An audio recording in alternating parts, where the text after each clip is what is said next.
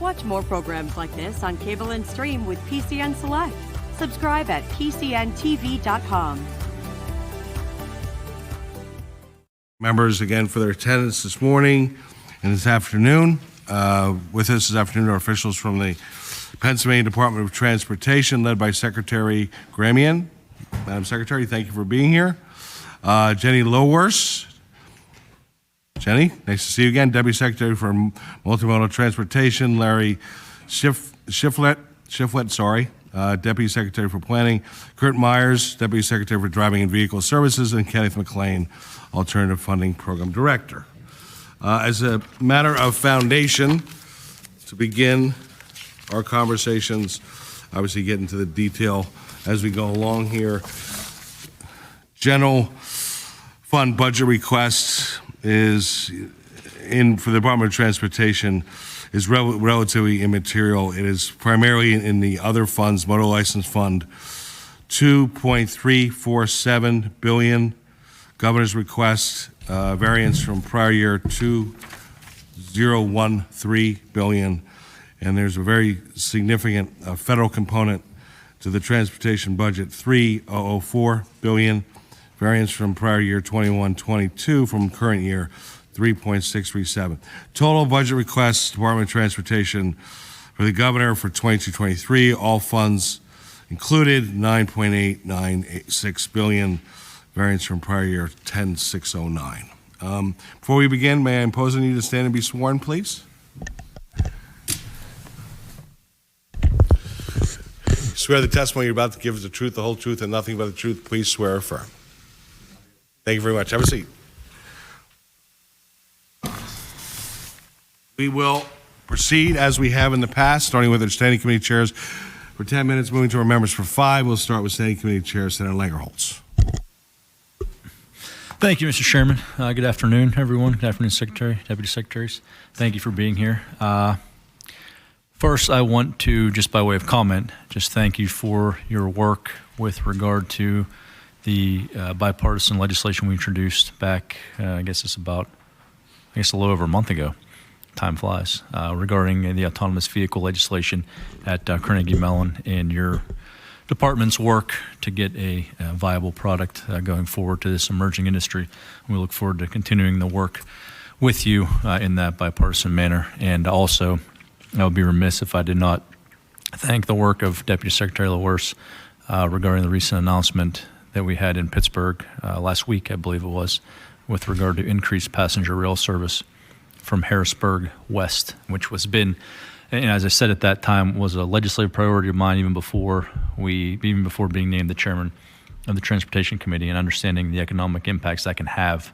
And really, I just think to where we were back, when was it? I think 2017 is the first year that I was elected and sat in these appropriations hearing, and I think I asked that question back then with regard to increasing that, and we finally got to the point, and I can remember the meetings that we would have that people told us, you'll never get it done, it'll never happen. And I understand the population is larger to the east, Philadelphia, that area, and there's more, obviously, there's like 14, I think, trains going east now, and only one going west of Pittsburgh. And just the numbers that were initially talked about and the reluctance from different stakeholders. And it's good to be at a point now working together to get that announcement. I look forward to increasing that and seeing the benefits of that truly will have. And also, Deputy Secretary LaWerse is a friend of transportation and a friend of Cambria County, and just the work that she's done there. We really, truly appreciate the work that you've done. Thank you with regard to that. Now I'm going to shift gears. The money that we had allocated from this General Assembly last budgetary cycle, about $279 million. Can you speak very briefly as to where that went, if it went to a specific location or a specific project, or if that was just kind of absorbed by your general fund or general operating expenses and went out? Yes, it didn't go to the general fund. It was actually went into our construction projects. It was all utilized and leveraged towards the end of fiscal year, and we've used the entire $279 million, Senator. Thank you. Now I want to turn to an area which is no surprise to you, which was bridge tolling. And it's been some time that we've been talking about this. And as I've said before, and I'm sure my position is not a surprise to you, that I'm opposed to the bridge tolling by your department as well as by your administration. And we have had, spirited discussion back and forth and debate. And that's what makes this institution so great, that we can agree to disagree and try to work towards compromise and towards some type of reasonable alternative. And I say that a reasonable alternative based on it was a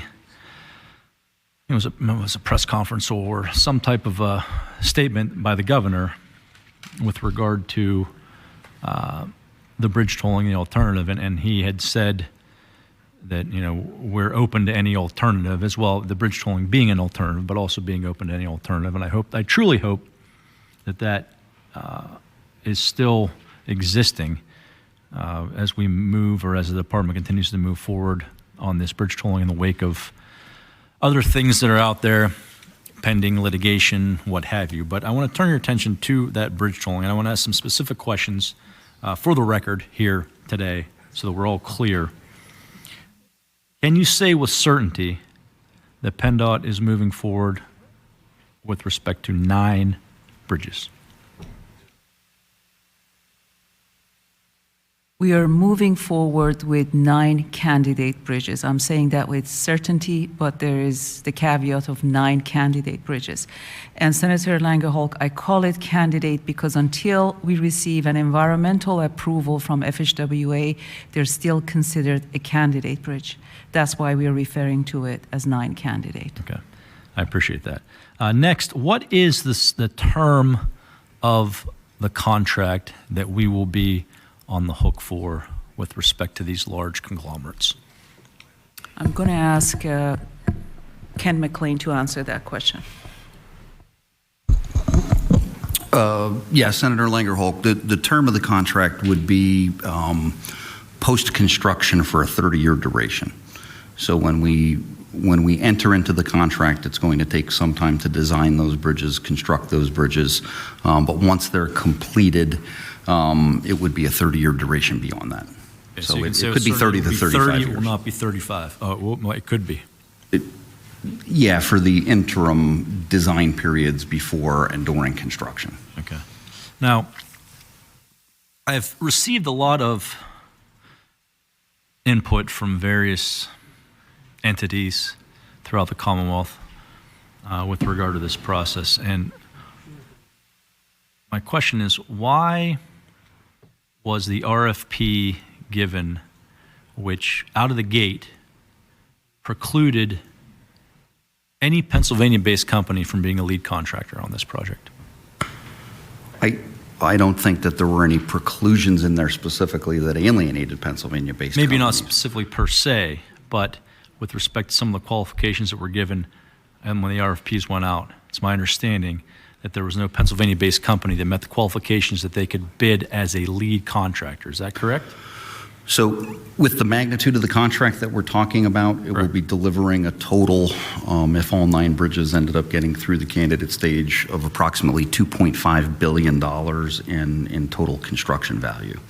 So there were limitations in the contract put in to make sure that there were contractors that were large enough to be able to absorb a program of that size and magnitude. Now, the reality of what's going to happen moving forward is that lead contractor, we have construction and self-performance limitations that lead contractor will be subject to.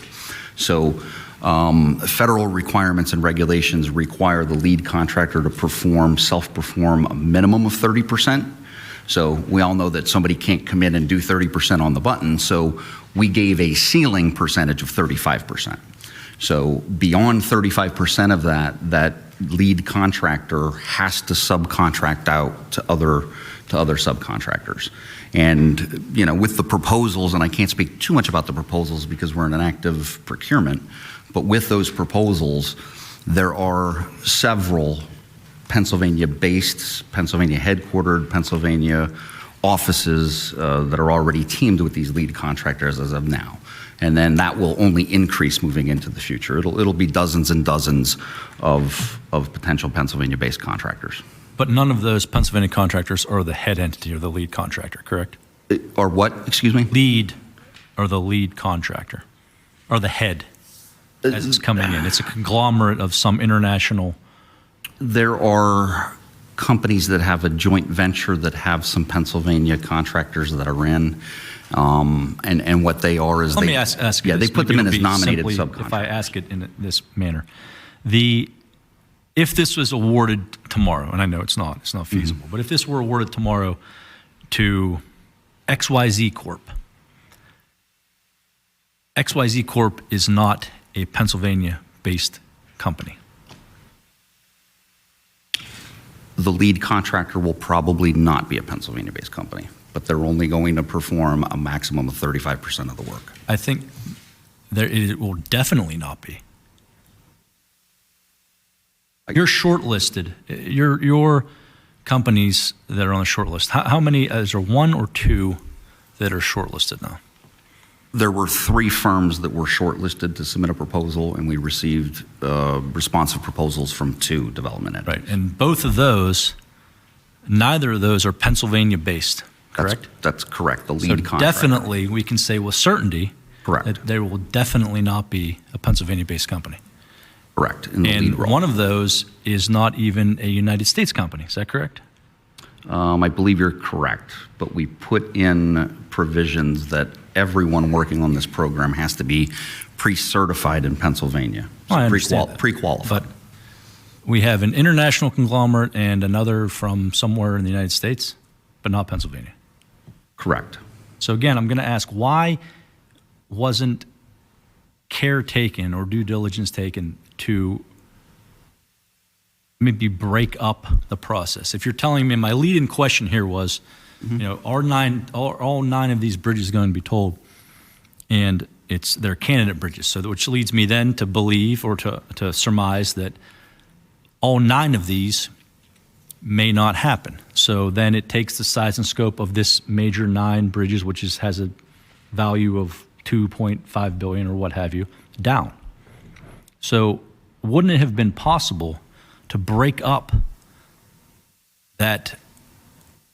these candidate bridges into something manageable that Pennsylvania-based companies could be lead contractors on? So, Senator, there will be many opportunities for Pennsylvania-based companies to engage in this program. That's not my question. Would it be possible for that proposal to be broken up to allow Pennsylvania-based companies to be the lead contractors on those projects? Could that have happened? Anything is possible, but Pennsylvania-based companies may or may not have the P3 experience in bringing together all the financial aspects and financing components of the project.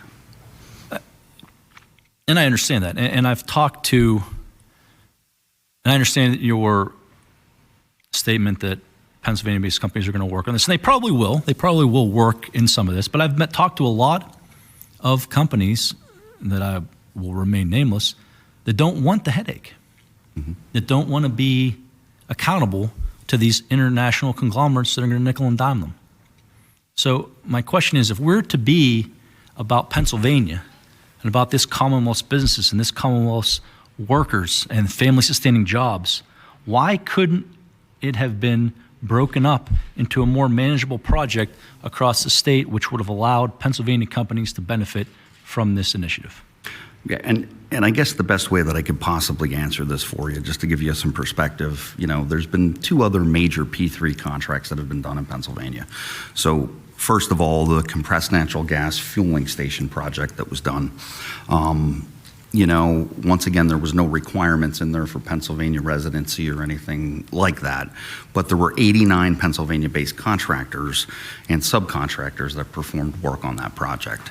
The Rapid Bridge Replacement Project, which was done several years ago, there were 46 different constructor teams. Now, that's a prime contractor for a particular bridge plus his subcontractors.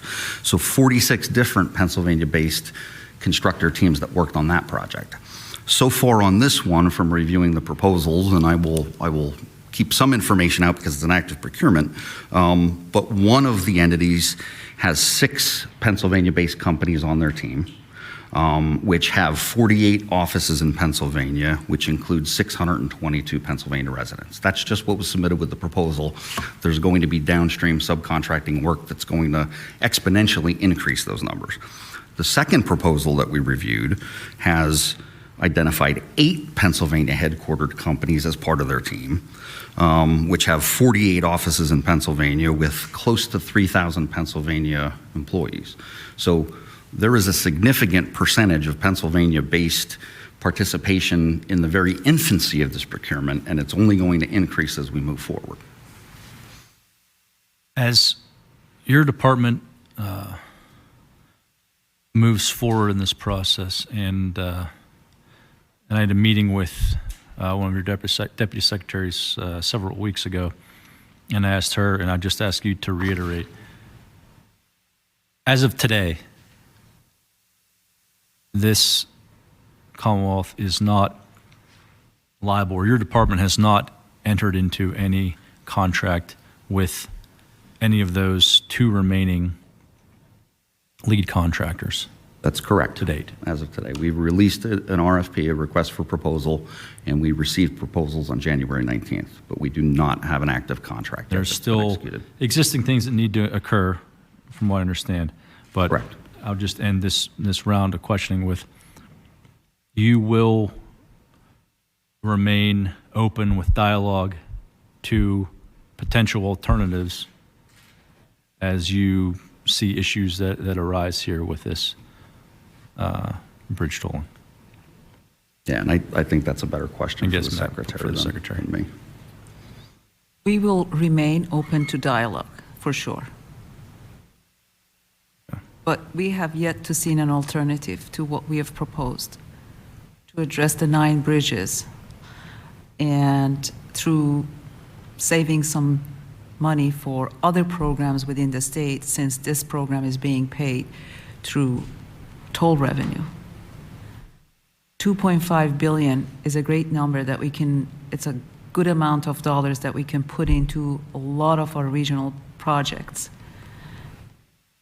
So we remain, we would be open to having further dialogue, but we haven't seen any other proposal that would replace this one.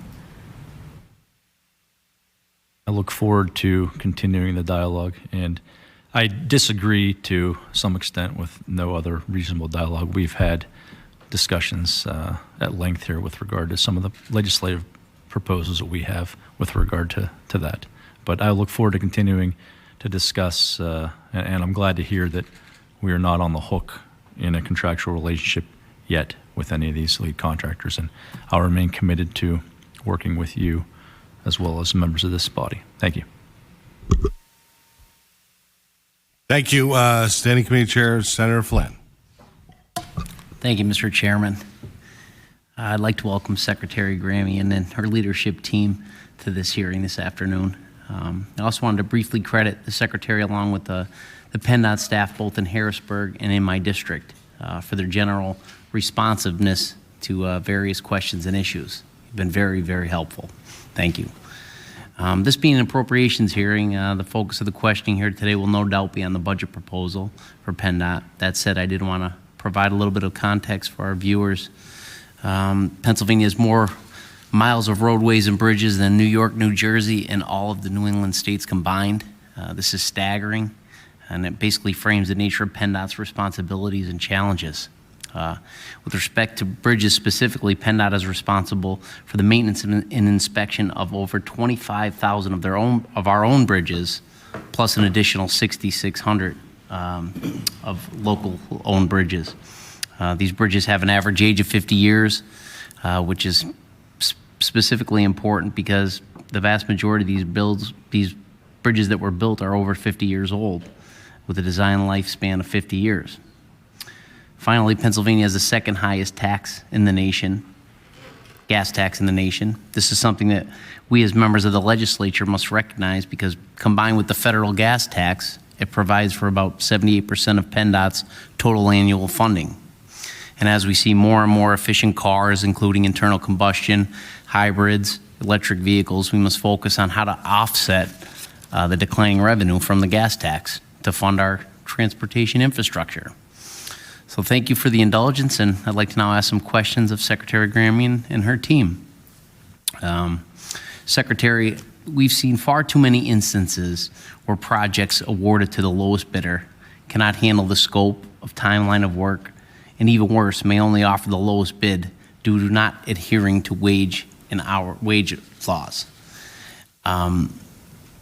First of all, does PennDOT have any current plans or initiatives to improve its bid selection process to ensure that projects are not awarded to irresponsible contractors? We don't have any initiative, and basically we are following the federal guidelines when we award the projects. Obviously, all the contractors who do work and perform work for PennDOT, they have to get certified with PennDOT. If they're not performing during the project or the life of the project, there is an opportunity for us to debar them. Other than that, we're not looking into a new process.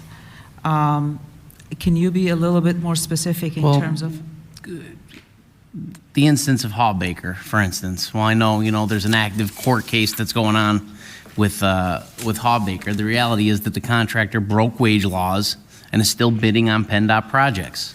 Yeah. Does PennDOT have a process in place to suspend the bad actors that violate prevailing wage laws? So we are actually going through the legal process with Hawbaker, as you're aware, Senator, and we're going to appeal the case and to the Supreme Court. And so, yes, I understand the issue here, and we're taking legal action against Hawbaker. Okay. Because I know the procurement code calls for, lowest responsible bidder. And again, I just like to ensure PennDOT is not neglecting the word responsible when it comes to bidding these projects.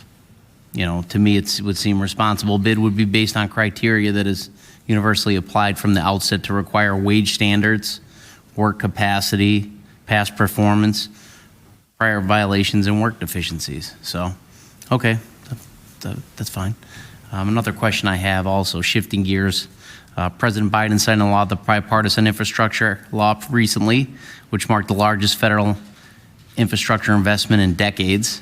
Could you briefly provide some specifics on how PennDOT staff has engaged with stakeholders and communities to consider the best use for those funds? Yes, I'll be happy to. So we are receiving an additional $4 billion over a period of 5 years from the federal government. Back in August, when we had numerous conversations with our federal partner, and we understood how much is coming to the state of Pennsylvania, we started the process of talking to our MPOs and RPOs with regards to identifying projects.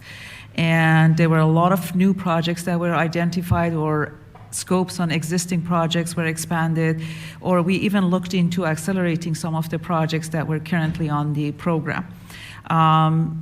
Somewhere around 170 new or accelerated projects were identified. And we are ready to put the money in to assign them to the additional projects. However, with federal dollars, we first have to spend the dollars, state dollars, to be able to reimburse by the federal government. So we need to have those money and the cash flow to be able to spend it. The second issue is for every dollar, we need to invest 20 cents into the federal dollars. It requires 20% match to be able to fully leverage the $4 billion that's coming in the new funding from the federal government. As you know, we are short in compared to pre-pandemic by $10 to $15 million on a monthly basis for our state revenue. You mentioned the gas tax.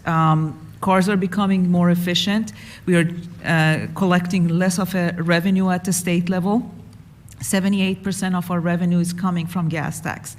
And it's been going down, as I mentioned, 10 to 15 million on a monthly basis in compared to pre-pandemic. So we actually came up with some options through the TROC, Transportation Revenue Option Commission. We looked extensively into where we are with our assets and the needs, and also what kind of options are available to us to generate some new revenue. There were some short-term options, some mid-term, and some long-term. And I think some of those options can be exercised to generate the additional state revenue that we need. For us to be able to fully leverage the $4 billion, we need an additional $930 million. So with the governor's budget that was passed and capping the allocation to Pennsylvania State Police to $500 million, we are actually receiving an additional $141 million this year. Total over a period of 5 years, I believe it's somewhere around $360 million. So we still need an additional $544 million of state dollars to be able to fully leverage the $4 billion that's coming from the bipartisan infrastructure law. And this is the formula funding that's coming to the state. Same thing goes for the money that we are receiving for electrical vehicle charging stations. We are receiving, they announced last Friday that we are receiving $171.5 million to build the infrastructure for electric vehicles. That money also requires match to the tune of 20%, and we have to figure out how we're going to come up with that match. It's an opportunity to bring in private investors to collaborate and partner with us to build the infrastructure for EV charging stations. In addition to that, half of the 1.3 trillion money that's coming out of the bipartisan infrastructure law, it's actually being distributed through grant money. And grant money, as we all know, requires match. And the match not necessarily is 20%, sometimes is a higher percentage. So we're still waiting to see what's coming out of the federal government, out of those grant programs. There are a lot of them. Today, we actually counted 13 different grant programs. Some of them are the ones that we are familiar with. We know how to work those programs. We are actually looking into making sure we have the right folks at the table who can help the stakeholders and the project sponsors with writing the grants. We want to make sure Pennsylvania is in a lead position with securing as much grants as possible. Because of the needs of our infrastructure. We've had several conversations with the federal government about the condition of the infrastructure, why we need the money, why we need to move forward with the grant programs, and why we need to also move forward with the P3 project. So it's a lot of opportunities. What do you see as implications of not drawing down all the federal funds? What do you see on the horizon if Well, we, the implication is, well, we're going to leave some money on the table. If we don't have enough state match, we're going to leave some money on the table. We won't be able to fully leverage the $4 billion, additional $4 billion that's coming to the state of Pennsylvania. We have a funding gap of $8.1 billion, Senator Flynn, and I went over the numbers. It's out there. We did a very thorough exercise of coming up with this $8.1 billion. Why it's 8.1? Where does it go? How many structures are in poor condition at the state level? How many miles of roadways, over 10,000 state-owned miles of roadways are in poor condition? Over 600 miles, of rural roadways that haven't really received any major reconstruction for over 20 years. We have over 2,500 bridges in Pennsylvania, state-owned, in poor condition, and another 1,300 or 1,600 bridges locally owned in poor condition, okay? I mean, the need is massive, and that's how we came up with the number of 8.1. And this program, $4 billion, with an additional billion coming from the state makes it $5 billion over 5 years. And hopefully with the $2.2 billion or $2.5 billion from the alternative funding, that's going to be somewhere around $7.5 billion. Really getting close to the $8.1 billion that we are talking about. Thank you.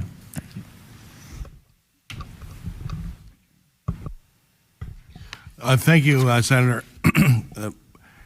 Madam Secretary, we had spoken about the opportunity to get into the largest piece of the transportation pie this year, and that was the federal infrastructure bill. I was hopeful through exchange with our chairman you'd have an opportunity to do that, and that's great that you did. To make sure we have all the information regarding this plan as to what's available now on the record for exchange. The $4 billion part of the road and bridge component of the infrastructure plan, how much is in formula-based funding and how much is for bridges? Do you know the breakout on that? Yes, 1.6 billion is for bridges, and 15% of the 1.6 is allocated to off-system bridges, and 2.3 is for highways, formula funding, as you mentioned. But 1.6 is also being distributed by formula to the MPOs, RPOs. And you, in your comprehensive statement you prepared for the committee, which I really appreciate, a lot of information here. Total funds available to us, $4 billion new dollars, and then you're quantifying an existing capacity of $9 billion. So a total of $13 billion that we have at our disposal, federal funds. Correct. Okay. 930 is the match, and we're at 550 now. What's the gap? 360, I believe. 550 is the gap. 550 is the gap, sir. Yes. Just to reconcile the needs assessment, very informative graph. Transportation unmet needs and funding needs. I think you mentioned $8 billion. Yes. This quantifies over 10 years to 14.5. 14.5, the graph you provided for us. Correct. Is there a piece of that's not part of that $8 billion number? It's right here. Quantify for 10 years, National Highway System modernization upgrades, non-NHS and maintenance and operations facilities, multimodal, and total state level transportation funding needs, 14.5. Yes, that's the projection over 10 years, sir. Your projection is over a shorter period of time? The $8 billion? 8 billion is an annual unmet needs, yes. As of today, as of actually 2021. That was the last time we did an asset management, and we added all the needs together for the highway bridge program. All right, so just to make sure to reconcile The this. 9.3 that you're looking at, sir, I'm it's looking at- everything. It's not just highway bridges. And that's, I think it's important to be all in, since we're talking to the team that is, with your partners here that are responsible for carrying all these different modes of transportation. Correct. 935 is a one-year number. It's year one, correct. All right, so It's today's number, and it includes multimodal, facilities, highways, and bridges. all right, so if I get this straight, we're just inflationary adjusting this number, so by year 10, that 9350 goes to 14.5. Correct. Okay. Sorry about that. It's very confusing. I understand. Yeah, just to make sure I'm reconciling this. And the one thing that's going to affect this right now that's really important for us to recognize is inflation, right? That's correct. That's correct. I remember there was a bridge that we were trying to build in the Lehigh Valley, American Parkway Bridge. I was involved in that project. That's right, you were. And because of inflation at that time, I think we were talking about a bridge that was around $13 million, and by the time we built it, it was $30 billion. Yeah, Time something. really has a dramatic effect on allowing us to meet our needs. So coming to solutions sooner rather than later is definitely in our interest to do that. So Absolutely. Thank you. we'll turn to members for their questions or comments, starting with Senator Stefano, followed by Senator Sanacero for 5 minutes. Thank you, Mr. Chairman. Thank you, Secretary, and your team for being here today. Thank you. We heard from my other colleagues about what Pennsylvania has, and Pennsylvania has something else too. We have 8 highly automated vehicle centers and companies developing this technology and their associated training centers.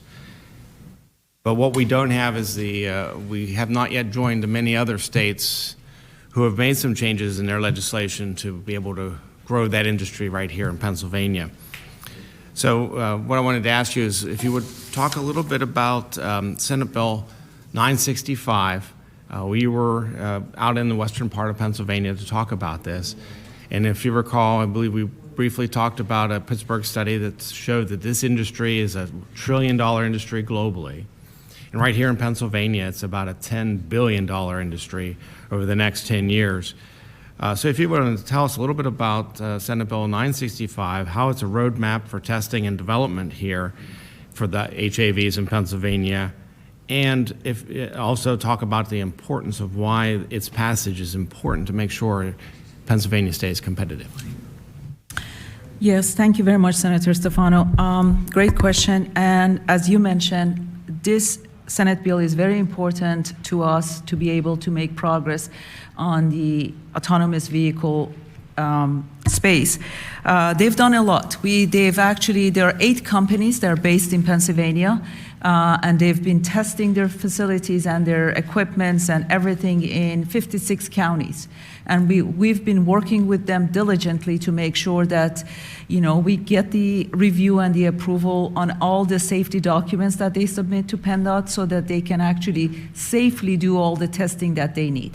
And it's getting to a point that they need to move on to the next step. And we actually formed a highly automated vehicle coalition or commission back in 2018. And through that commission, we meet on a quarterly basis and we cover a lot of important issues, such as what's required in terms of legislation to be able to take this program to the next level. What are the needs? What are the concerns of the insurance companies? What are the concerns of the public?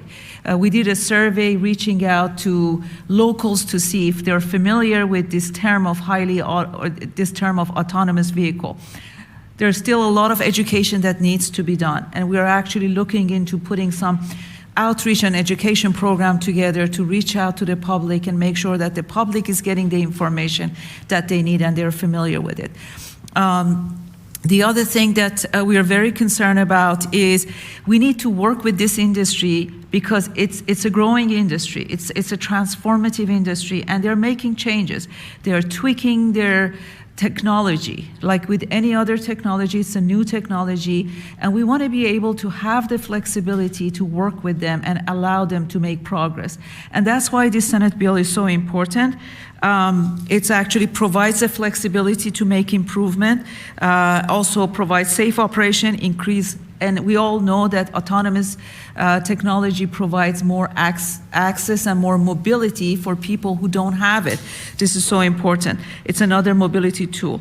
It also provides more flexibility to PennDOT to ensure that safe operations on our highway system, roadway system is being implemented.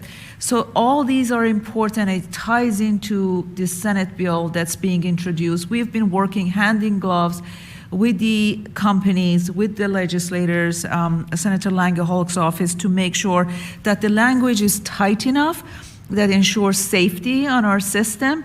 That's very important, but also it enables this technology to advance and to grow, and the companies to be able to take the technology to the next level.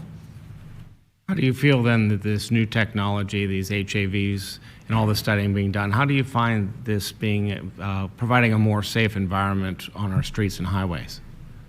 So we've actually been talking a lot to the peer states who are ahead of us: Texas, Arizona, California, Virginia, other states who are actually have taken a step ahead of Pennsylvania, and they have legislation in place.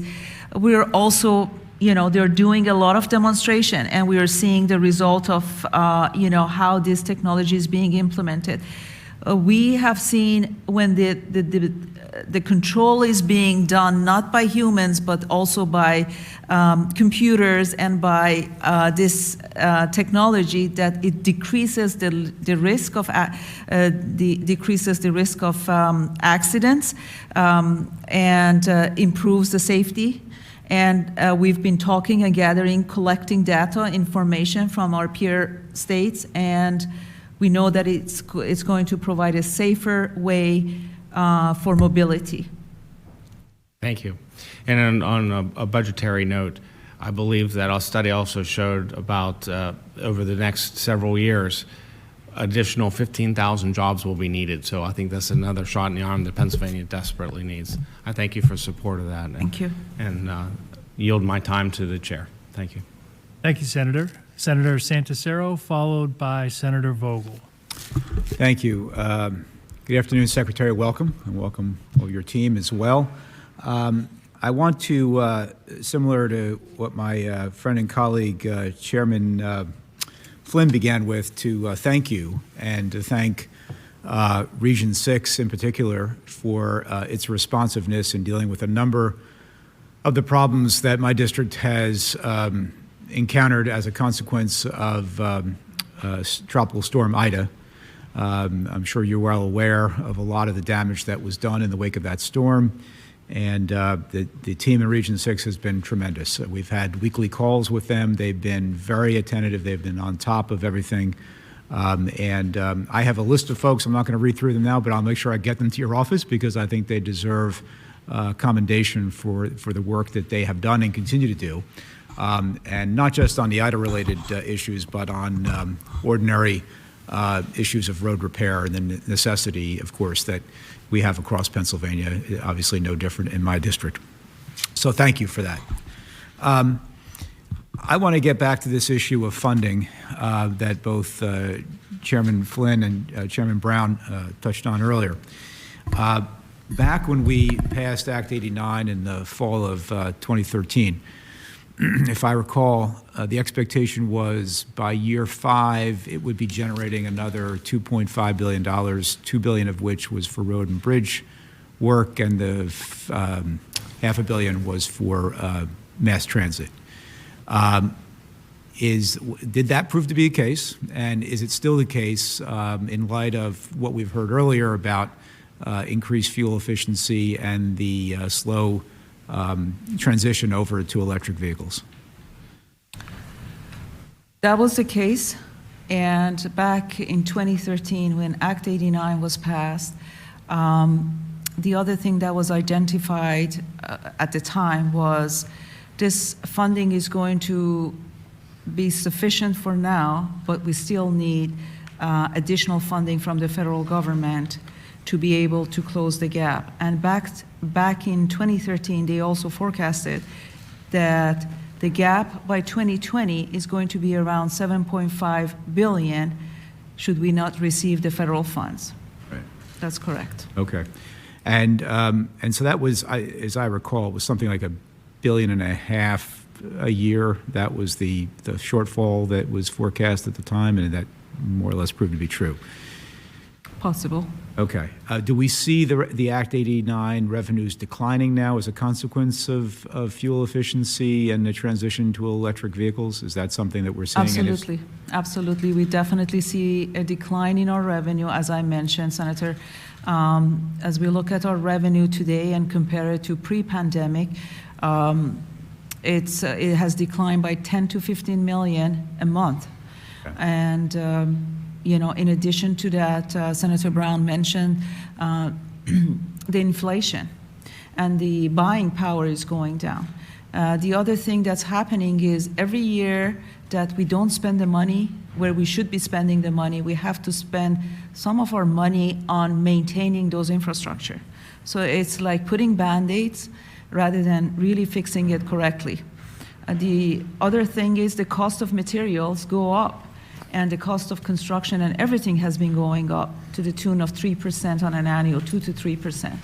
And now it's even going to be more because of the supply chain issues that we're faced as a nation. Yeah, and I understand that. And that just further underscores the need for this General Assembly and the governor's office, this governor and perhaps the next one, to really sit down and deal with this issue of transportation infrastructure funding. Obviously, we've had a problem for a long time. Act 89 helped, but it was not by any means a panacea. So getting back to the federal money coming now from the infrastructure bill that was passed late last year, You said it's about $4 billion over 5 years for roads and bridges. What was reported, I had seen reported, was something more like $16 billion over that period of time. Now, how would that, was that possibly with state matching? I don't really understand where that number came from. 16 billion 16 for 5 billion. years? Yeah. So we're talking about 4 billion addition to what we were receiving. Altogether, Larry, I can chime in. I think originally that 16 billion would be all modes as well, Okay. not just highway and bridges. Okay. The 4 billion that's being referenced is highway and bridge only as part of the bipartisan infrastructure. And then there's about 8.9 to 9 billion that we would have anticipated in federal funds through our normal planning process coming to Pennsylvania. Okay. So There's the difference. If you're looking at the 13 billion for highway and bridge, the net gain is 4 billion over that 5-year period. We would have had a 12-year program that would have already included 9 billion. So the previous federal authorization was the FAST Act. Right. We got about 1.8 billion annually. Okay. So we extrapolate that out, and we would have flatlined that when we were doing our planning. So Okay. that's the net difference. And then I think the difference between the 13 and the 16 is likely the other modes, transit, multimodal, and those things on the federal side. And all of that 13, 16 billion is formula-based funding, correct? Correct. Okay. Absolutely. It comes to us through formula. We distribute it to the 23 metropolitan and rural planning organizations through formula. I know my time's almost over, but I just have had one more question. We've been talking mostly about road and bridges. On mass transit, understanding that the pandemic may have accelerated a change in how people work and where they work, and therefore that may have an impact on mass transit throughout the country and Pennsylvania specifically. What's our gap there? What are we looking at? What we need to address our mass transit needs?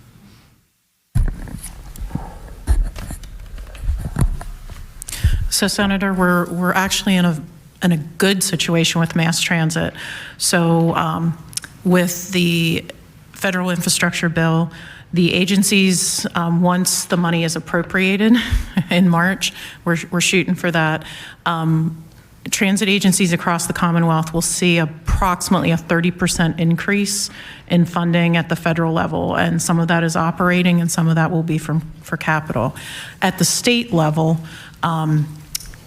we are working out the final numbers right now, but thanks to what we've seen in increased sales tax revenues, which is a big contributor to my funding pot for those things, we'll be distributing an additional $100 million across the agencies by formula, which means generally for the agencies, even though they're looking at service and readjusting to kind of new dynamics, as you have noted, from an operating perspective, the transit agencies should not experience a gap in that funding in the next several years. So the other thing to mention is they are still using COVID relief funds from the 3 prior acts that came out of DC also. Okay, they being the transit agencies. Correct. Okay. Thank you very much. Thank you, Mr. Chairman. Thank you, Senator. Just to follow up, $100 million represents 30%? Sorry, so let me clarify. So the 30% is out of the federal. That'll be a general increase. The 100 million is about a 10% increase at the state level. Okay. And again, I know it seems a little counterintuitive, but fiscal has explained to me that, again, the sales tax revenues, Senator, if you have an Amazon Prime addiction, you have helped increase you have helped increase the funding that comes into the multimodal fund and allows us to increase our operating distribution to our transit agencies. So I thank you for that. You thank a lot of people for that. That's one of the changes from the pandemic is a lot more of that activity. But so do I understand? Your calculations say that in regards to the federal action, they provided for, on average, a 30% increase. Correct. Over their prior federal allocations. You're over prior allocations, what you're providing is $100 million. In state, yes. State, so they're going to get a 30% increase in federal allocations, and we're giving them a 10% increase of state allocation. Correct. So for a total of, it's no general 40%, ballpark. Give or take, yeah. And again, we're going through the process right now to determine those final distributions of the state dollars. Again, validating prior numbers, because those dollars are also distributed by formula according to legislation. So we have given the agencies a heads up because those state dollars do require a match at the local level from the local municipality, city, borough, whatever that dynamic is. So we've given them that heads up. Some of the matches are, I hate to ever use the term significant because that is relative to every community, but some of them obviously are greater than others. So our larger systems like SEPTA and Port Authority of Allegheny County, they would have to come to the table with a larger match because by formula they would receive more state dollars. So 300, 100, and 100. Because you have a local match to the state money. Yes, you have a local match to the state dollars. So a total of 500. 300, 100 from us, and 100 local. No, it would not be the state or the local match is anywhere from 5 to 15%. Okay, it's not a total match. Okay. Correct, and it's only a match to the state dollars. And just to clarify on the needs-based, how that matches the needs-based, that funding source, does it cover what the transit system are saying is their gap in terms of total need, or would we still need to fill a gap there too? So what you will see is in the short term, and I consider that 3 to 5 years, from an operating perspective, I do not anticipate a need. Now, each of the transit systems is very unique. Some will hit that need much sooner. From a capital perspective, our bigger systems such as SEPTA and Port Authority, much like our highway department, as the secretary noted, the demand or the state of good repair capital improvements, there's still a gap there. But for the majority of our systems, I believe based upon the current legislation, we have adequate capital funding for the majority. Now, again, our larger systems have larger state of good repair capital backlogs. So each one of those, that would need to be a separate discussion to kind of hash out what their backlogs are. And I think SEPTA and Port Authority have been very open about that. So we work very hard to, again, prioritize projects and move things forward, but there still will be some capital backlog that is unfunded with those agencies. Okay. And just to go back, so we have a clear picture on all the additional resources available to us. Do you have the information available to you to determine what that, in nominal dollars, what that local match will be? Yes, and that's what we're working through right now. Yes. Perfect. Thank you. Senator Vogel, followed by Senator Haywood. Thank you, Chairman. Good afternoon, Secretary. Good to see you and your team here today. I want to talk about the school bus driver shortage that you have in your written remarks you sent to us. While it's a noble gesture, it begs a lot of questions, and I have a lot of questions concerning how this all came about and who funded it and everything like that. Whose idea was it? Was it yours or the Department of Education's to send these letters out? Want to take this question? Sure. Thank you, Senator. As I think everyone's aware, there's been a tremendous shortage of school bus drivers from the standpoint of not only this fall, but even moving into the new calendar year. And we work very closely with the Department of Education. One of the things that we were clear about from the very beginning is that we wanted to ensure by mailing the letter, and we mailed about 376,000 letters to CDL holders across the Commonwealth. We were very clear in the letter that we were asking individuals who were either seeking work or were seeking supplemental work to consider the possibilities of becoming a school bus driver. Over that period of time, from the standpoint of the surveys we received, or the Department of Education received approximately 1,600 information surveys filled out for people who were expressing an interest in exploring the opportunity to become a school bus driver. In addition to that, we also added CDL testing, skills testing, for 4 Mondays in a row to make sure that we had enough opportunities for those who were interested not only in becoming a school bus driver, but also to become a CDL driver, to make sure we had enough opportunity to serve those individuals. You asked a question in reference to the cost.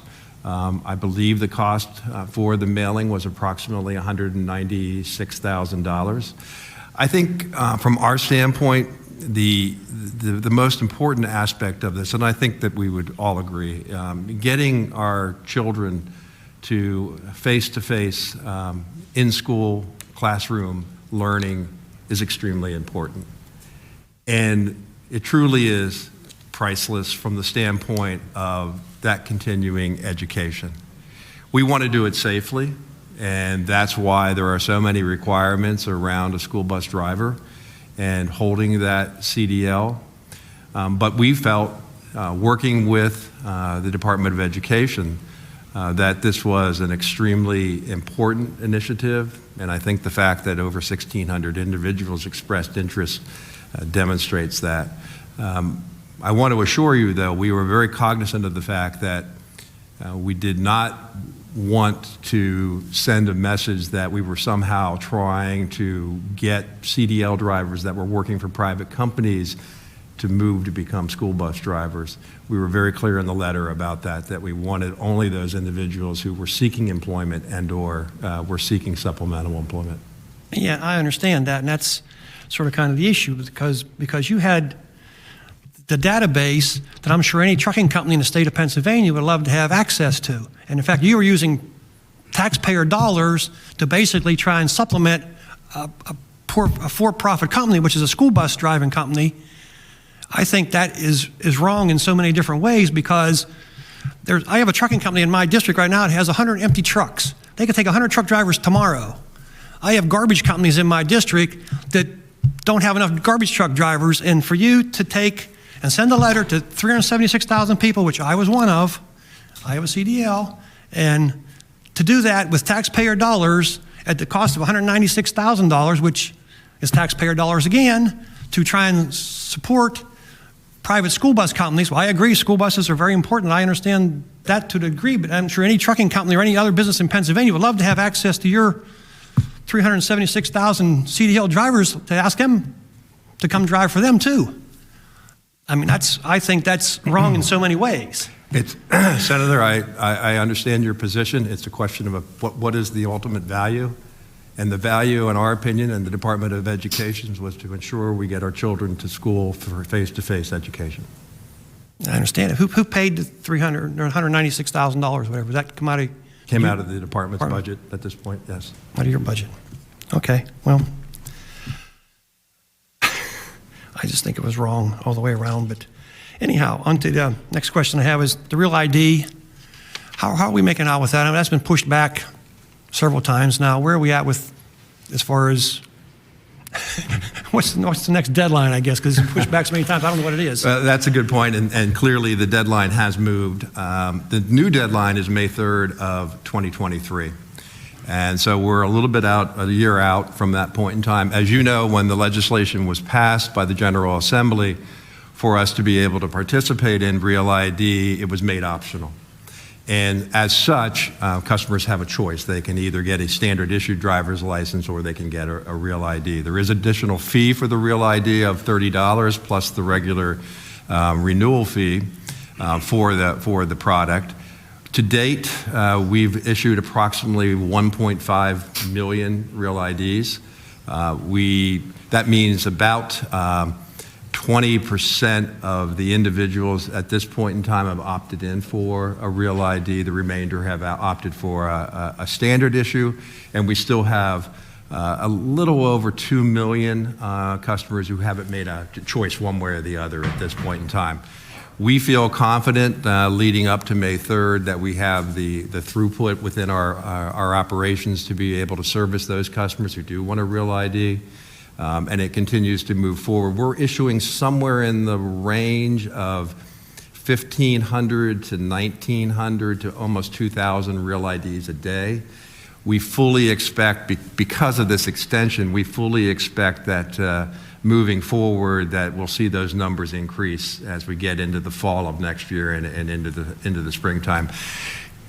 It's my expectation at this point in time that the federal government won't move the date, but I certainly can't guarantee that. But I think now, some of the arguments before, obviously the pandemic had an impact just by the sheer fact that locations were closed, not only in Pennsylvania, but across the country,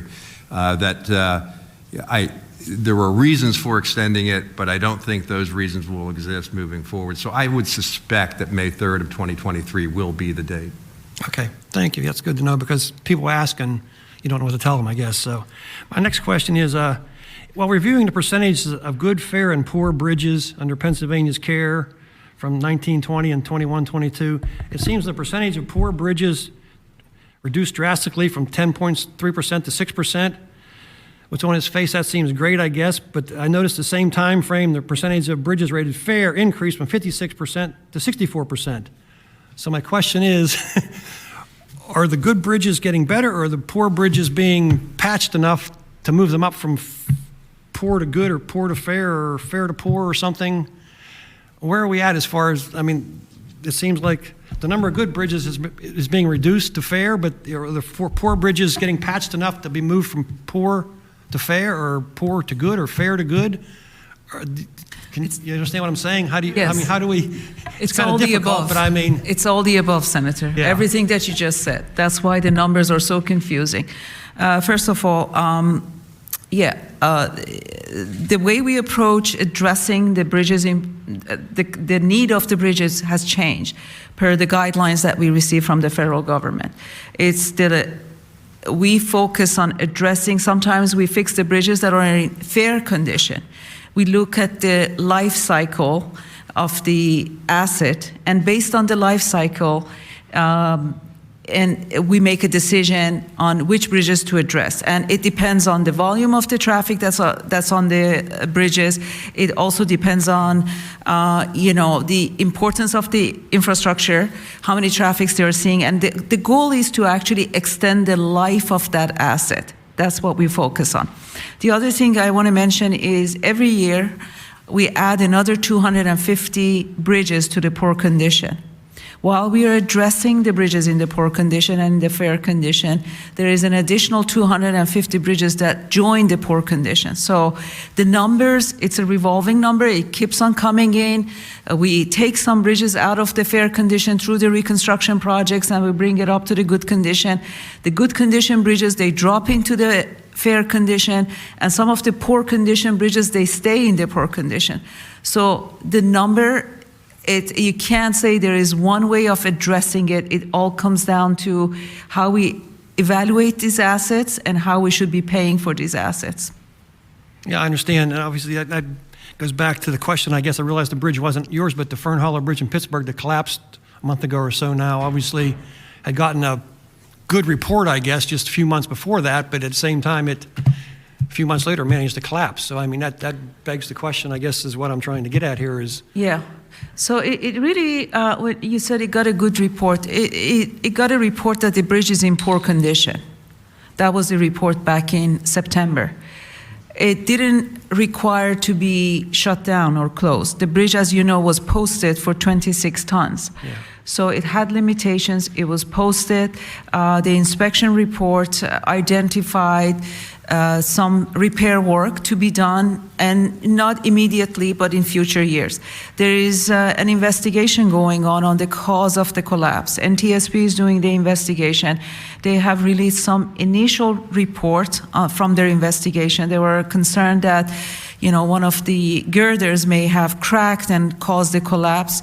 That is something that's been ruled out, but we still don't know the cause of the collapse. They're looking into all the pictures, the reports, the ratings, the load ratings of the bridge, the load that went over the bridge, everything, everything that needs to be looked at. And they're also interviewing the folks in the community around the bridge. There were 6 cameras on the bus that was on the bridge, and they took the information from those cameras. The report will be released. Right now, we don't have accurate information on the cause of the collapse.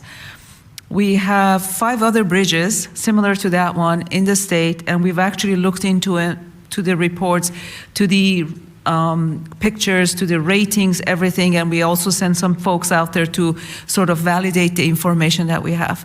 But we have a lot of bridges that are non-redundant and fracture critical, similar to this bridge that collapsed. And we are very concerned about that. I also have to point out 5 of the bridges in the 9-bridge package, major bridge program, are non-redundant, fracture critical. Okay? And I just wanted to point that out. We're very concerned. That's why we're pushing this program. We have to fund it. We have to address it. Some of them, such as the South Bridge, is coming to the end of its life expectancy. We may end up, if we don't do anything about this bridge, we may end up posting it or maybe even closing it. We don't know. We're very concerned. South Bridge has been receiving a lot of repair work over the years, right? And we're very concerned. And there are other bridges similar to that. They're fracture critical, non-redundant. It's a major concern. I want to bring something else to your attention if I have a few more minutes.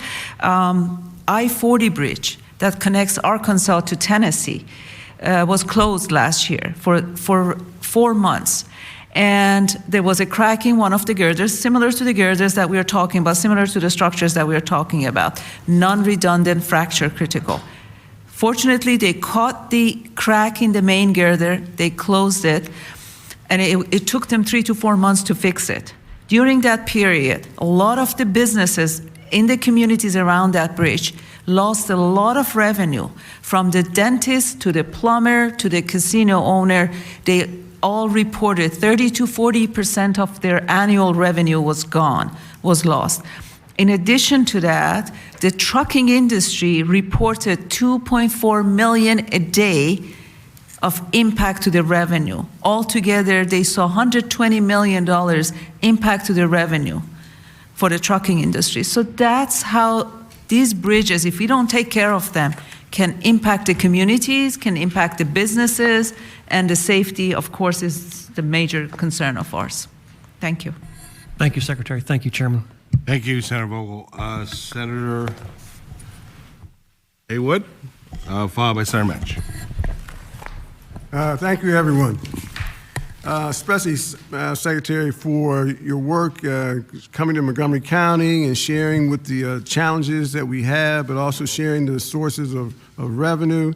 Also, very much want to thank you for your work in helping working people get access to jobs with the pilot program that you initiated in Chester and Lancaster counties, as well as Adams and York counties, to have the workforce pilot. Thank you so much for that leadership. Few questions. A number of residents in my district are very concerned about having their names consistent on the driver's license. This includes accent marks, diacritical marks.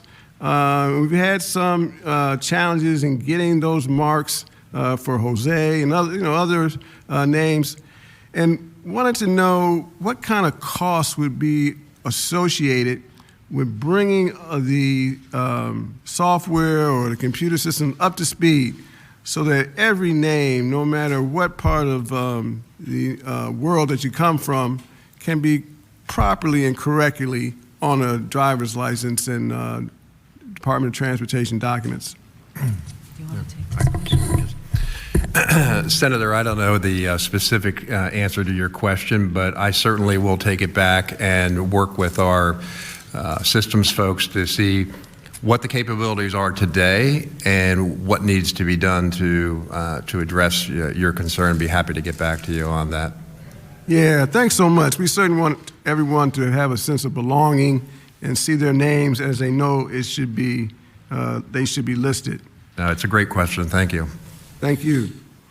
So a lot of money has been proposed to be spent And certainly we want to make sure there's full inclusion of minority and women-owned businesses when these large billions of dollars are spent over whatever time frame it may be.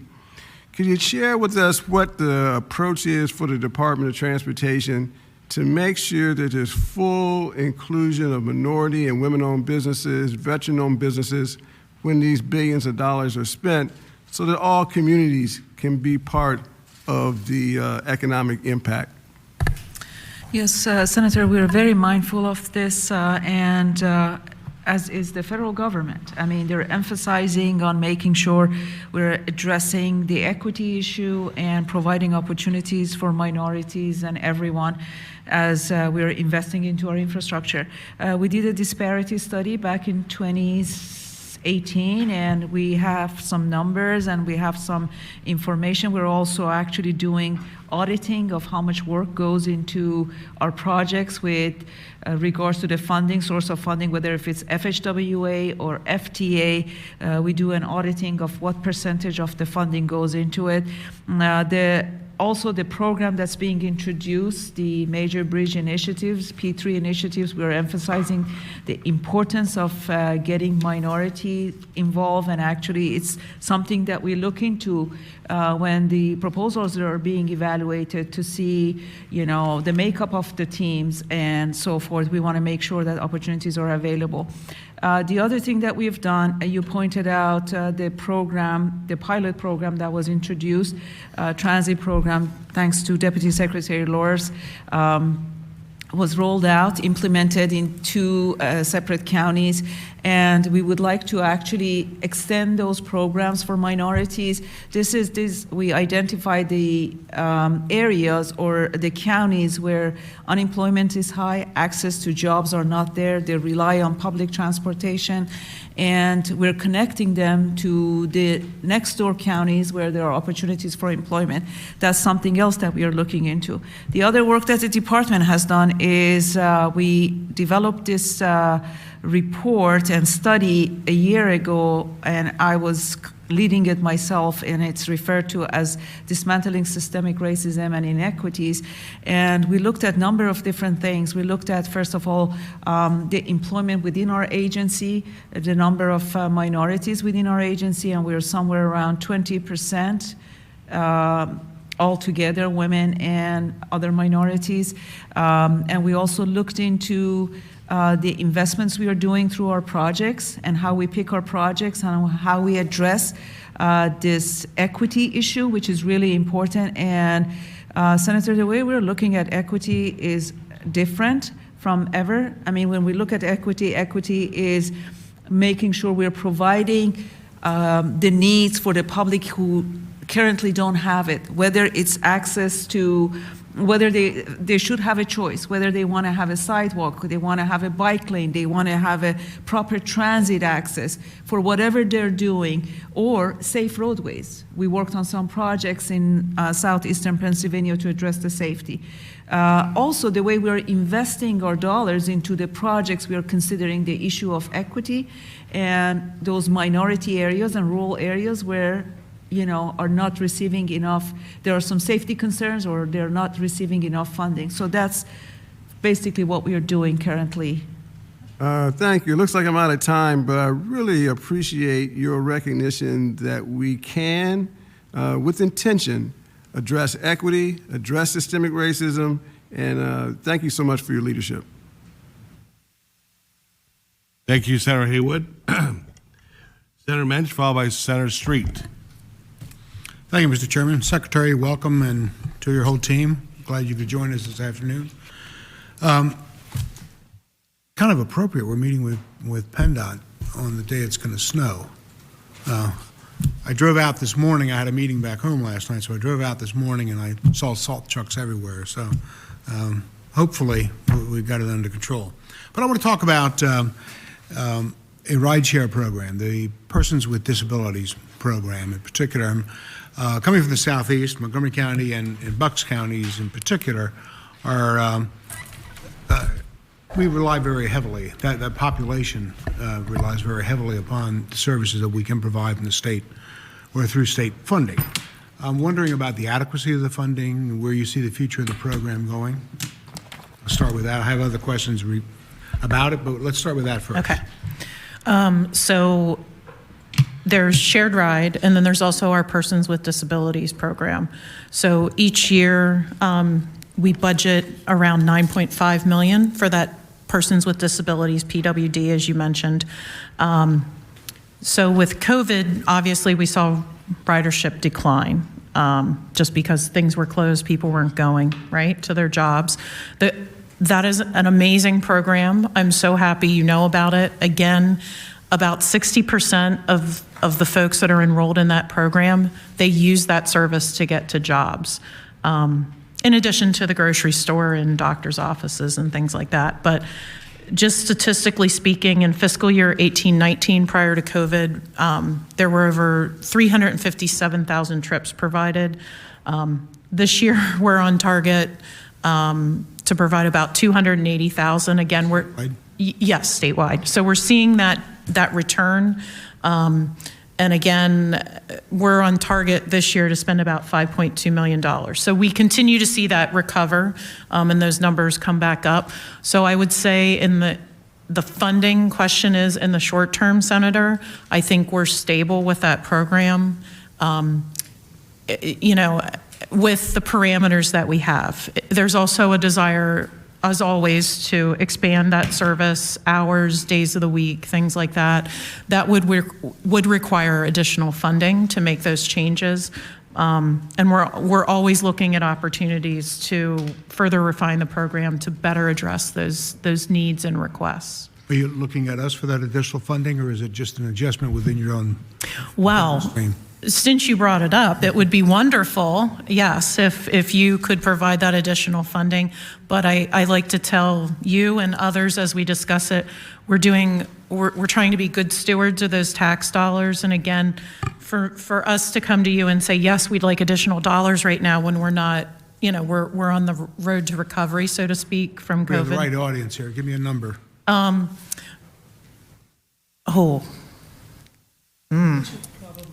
Yeah, Okay, I don't that'll be think great. my Get back boss to us. wants me to throw out a number, but we can definitely follow up with you on that. Chairman, in writing, if you would, please. Thank you. Absolutely. Thank you. Also regarding the same program, how are we doing with the drivers, recruitment? All transportation right now is, I think, handicapped because we can't find adequate drivers, but where are we on the ride share, particularly with the disabled? So, Senator, you bring up a great question. We heard previously concerns about bus drivers. The driver shortage is real. And I will tell you that some of our shared ride providers that provide those persons with disability trips, they have had to cut service, either because they don't have the drivers or the drivers were ill.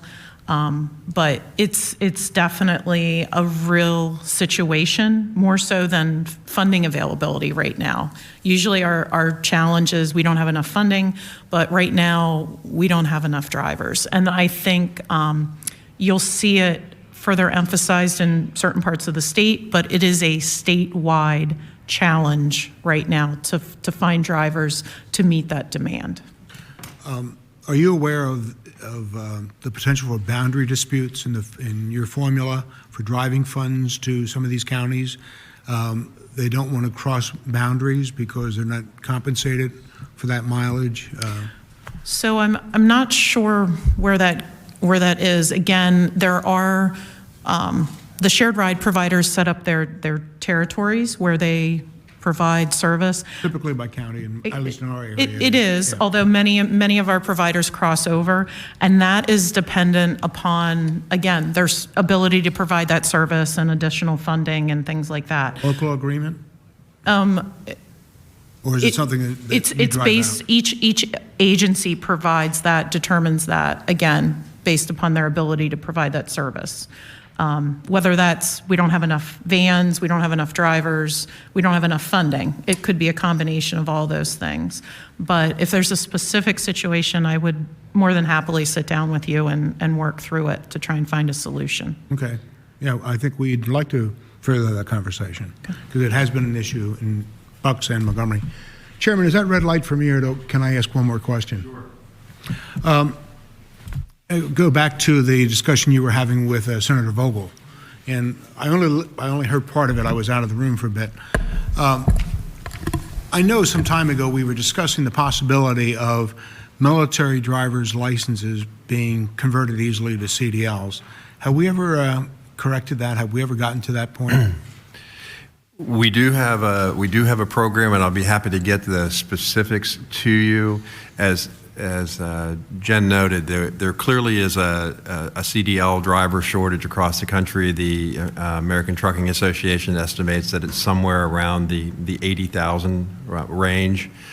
So certainly any individuals that we can get into the program and get CDL licenses, it clearly is important to us.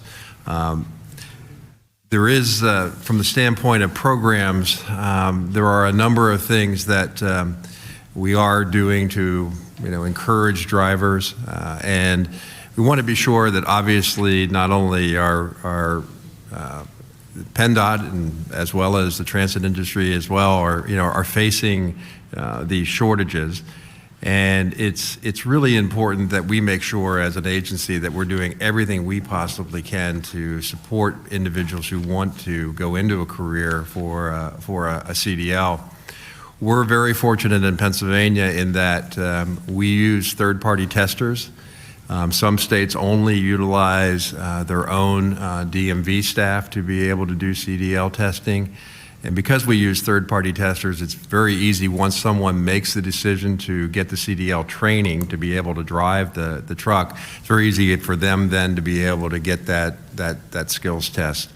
And so we've done many things in the state to facilitate that process, but clearly there's a demand, and we experience it within PennDOT as well. So we're doing everything we can to take the steps to make sure that we're opening the door as much as possible while maintaining, obviously, the most important part of that is safety. Would you describe it as being an easy conversion process?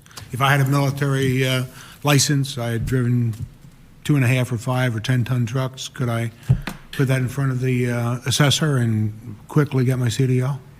I would say I wouldn't want to necessarily describe it as easy, but there is a process, and it is one that does facilitate the individual being able to transfer that knowledge that they had in the military on the type. There are some specifics about which vehicle, what type of vehicle they drove in the military, and how that transfers to civilian life. But again, I'll be more than happy to get you the details on the program and work with you if there's particular areas that you feel. You could provide that information to the chairman as well. I would note, Senator, that we do have a very strong working relationship with DMVA. So we're very much engaged with them and from the standpoint of outreach across the state to veterans. So that is well established at this point. No. I would say I'm dealing with a couple of recent discharge folks from the military who are trying to work with discharging veterans and moving them into employment. It may not be DMVA. These are 501s that they're establishing in Montgo and Bucks and Berks, independent of DMVA, just trying to help fellow veterans. So somehow we have to find out how to distribute that information perhaps more broadly. Thank you. Secretary, good to see you. Thank you very much. Thank you, Senator Mensch. While we're on the topic of the shared ride program, it was referenced in your materials about the drop in utilization. Obviously, we know why. Is there a reason that we are maintaining, and this might just be legacy, maintaining the same dollar amount allocated to that program than we would in prior years? Can we consider a lower number to support it since the utilization is lower? So while ridership, Senator, may have declined, costs did not necessarily change, right? Labor may have decreased a little bit, but there were still vehicle leases, building leases. So we do see that returning as again, things open back up. So that would not be our desire. Those shared ride services, much like our PWD program, are critical life supports. Yeah, I wouldn't deny that. I'm just saying, we like to have the capacity out there that's necessary to meet the need. And Yep. if the capacity still needs to be supported with the same amount of money, then it is what it is. And that's our circumstance. Yes. Okay, very good. Thank you. Senator Street, followed by Senator Robbins. Thank you, Mr. Chair. Madam Secretary, everyone from PennDOT, welcome and good afternoon. The expansion of electric vehicles has the potential to significantly reduce the transportation, the size of our transportation carbon footprint, as well as shift Pennsylvanians' dependence on foreign oil to domestically produced electricity. Can you discuss a little bit about what the department is doing to increase the amount of electric charging infrastructure we have? Because as cited in an article as recently as today in the Philly Inquirer online, range anxiety tends to be one of the biggest impediments to people acquiring an electric vehicle. Yes, Senator. So we started the process about, I would say, 3 years ago. We got a couple grants from the federal government to look into identify corridors for alternative energy or alternative fueling corridors, as they refer to. These two grants that we received, one applied to I-78, I-80, and we did a study on deployment of charging stations. And what you mentioned, range anxiety, was something that was actually looked into, identified. In addition to that, we were tasked with identifying locations where we would put these charging stations, and how do we coordinate and implement the charging stations through collaboration with businesses and so forth. Obviously, PennDOT does not want to get into the business of operations and maintenance of these charging stations. However, we wanted to be a partner in building the charging stations. So we did a plan for I-78, I-80, and then there was another bigger grant for I-81, which went across multiple states. And we collaborated with the other states to develop the locations and identify the charging stations along that corridor. In addition to that, there are multiple other plans that we have started looking into. EV mobility is another one that we are currently developing, but we are shifting into a deployment plan because the new announced $171 million funding that we are receiving from the federal government for building these charging stations require us to provide a state plan for the locations on the major AFCs, alternative fuel corridors. So we actually are ramping up our design work and our study to develop those plans. Those plans are due to the FHWA, to the federal government, by August 1st. Our plan is to actually develop the plans by July 1st and forward it to FHWA for their review. And it's a first come, first serve. As soon as we get the review and the approval from the federal partners, we can actually start rolling out. We immediately receive $50 million that we can put into building those charging stations. That's great news. Is the I-76 Turnpike corridor at all considered to be one of the places you're going to put any? Turnpike corridors. Turnpike is actually leading their own efforts for the charging stations. They do have it at their plaza, the gas stations. They do have electric vehicle charging stations, and they're separate from the $170 million that I just mentioned. That is for PennDOT. Okay, well that's great news, and I'm glad that we're moving forward. I think it is important on multiple fronts, as I mentioned. You know, it is so important as we look to deal with the existential threat of global warming, but it is also just acutely more important as we look at moving away from a world in which we're all dependent on foreign oil. And it struck me even more so today when we look at the events that are going on around the world, which were Russia is largely powered by gasoline. And to the extent that we can move our society away from dependency on gasoline, probably will be both a better world in terms of reducing our carbon footprint and a safer world in terms of our economic and strategic security. So thank you so much for your work. You seem to be very much on top of it. I appreciate it. Mr. Chair, I yield. Thank you. Thank you, Senator Street. We'll turn to Senator Robinson, followed by Senator Carney. Thank you, Mr. Chairman. And thank you, Madam Secretary, for joining us today. I've enjoyed open dialogue with you and your office, and I applaud your professionalism for answering our questions over the last year. So thank you for that.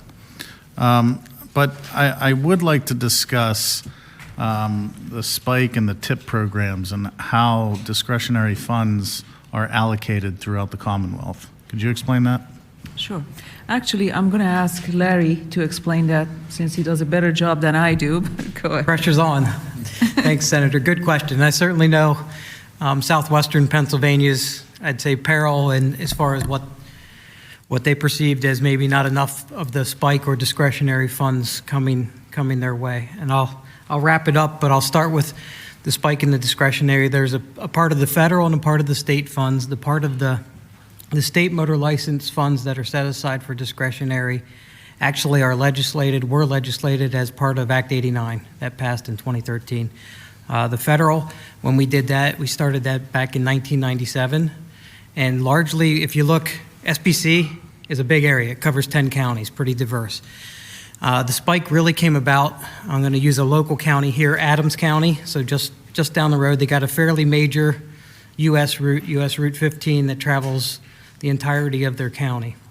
They roughly get, prior to the infrastructure law, about $7 million a year. If you're looking at a reconstruction of that corridor, we could use all 28 million of a TIP period, and we still wouldn't have enough to fund that reconstruction of that corridor.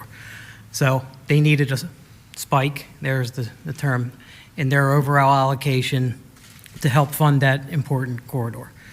So that's how we look at it. I would say over the years, we've tried to balance it out. Have we done a great job in trying to balance it out? That wasn't the first intent of that. Obviously, it was the intent to try and address those big projects in those small MPO areas that in no way could afford a big project like that. The one thing I'll turn to, and it isn't directly spike related, but if you look at really the rubber and the contractors doing the work, and that's our annual contract lettings and how much of that we put out. I took an average over a 7-year period, the last 7 years, which would include calendar year 2021 now, because we do have the data for that. On average, the SPC region receives about 19% of the contract work statewide, which is a fairly significant amount. Some of that's on the interstate. We've had some significant work on I-70, which actually did receive some spike funds. So again, I think certainly we recognize the issue and the need as far as a big 10-county region, a varied 10-county region, from very urban to very rural, quite honestly. And this last round, we're in the 2023 program update right now. The only two true new projects on our spike list statewide were in SPC. One in Westmoreland County, I believe, and one in Armstrong County, I believe. Okay, I appreciate that. It was just a little alarming whenever I saw the graph and you see central Pennsylvania actually getting the lion's share on target next year to get $300 million, where Allegheny, Beaver, and Lawrence County on target to get just a little over $50 million. It's just a little concerning, being that that area that covers the Southwest Planning Commission, as you mentioned, the SBC, accounts for about 20 to 22% of the state tax revenue that comes in to PennDOT, and it's only receiving this year 11% and historically 6%. So it's a big disparity. We have a lot of investment coming into that side of the state by way of natural gas and manufacturing and the airport region. And I would really appreciate being able to sit down and try to allocate those funds, especially when the federal money comes in, to be able to allocate those funds to that region. Right, and just real quick on the federal funds, the Secretary mentioned that there's 13 new discretionary grant opportunities. There's a few key projects that we will be looking at in southwestern Pennsylvania moving forward to try and be successful. Submitting an application is one thing, being successful at the national level is another, but there are a few, I say, that will meet our priority list for submitting. There's a lot of money to be had from those discretionary programs. May I add something to what just Larry said, Senator Robinson?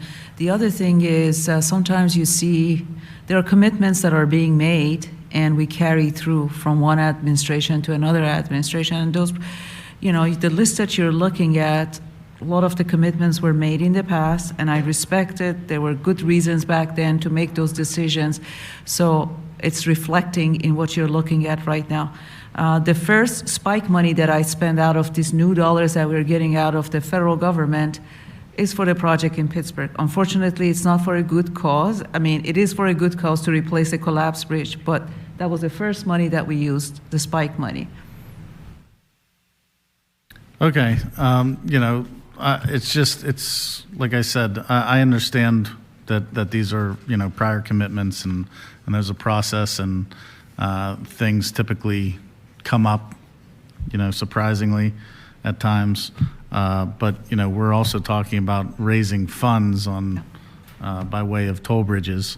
And, it would be nice to say that we are equally distributing the funds throughout the Commonwealth before raising taxes on its citizens. So thank you. Thank you for your time, and I yield my time, Mr. Chairman. Thank you.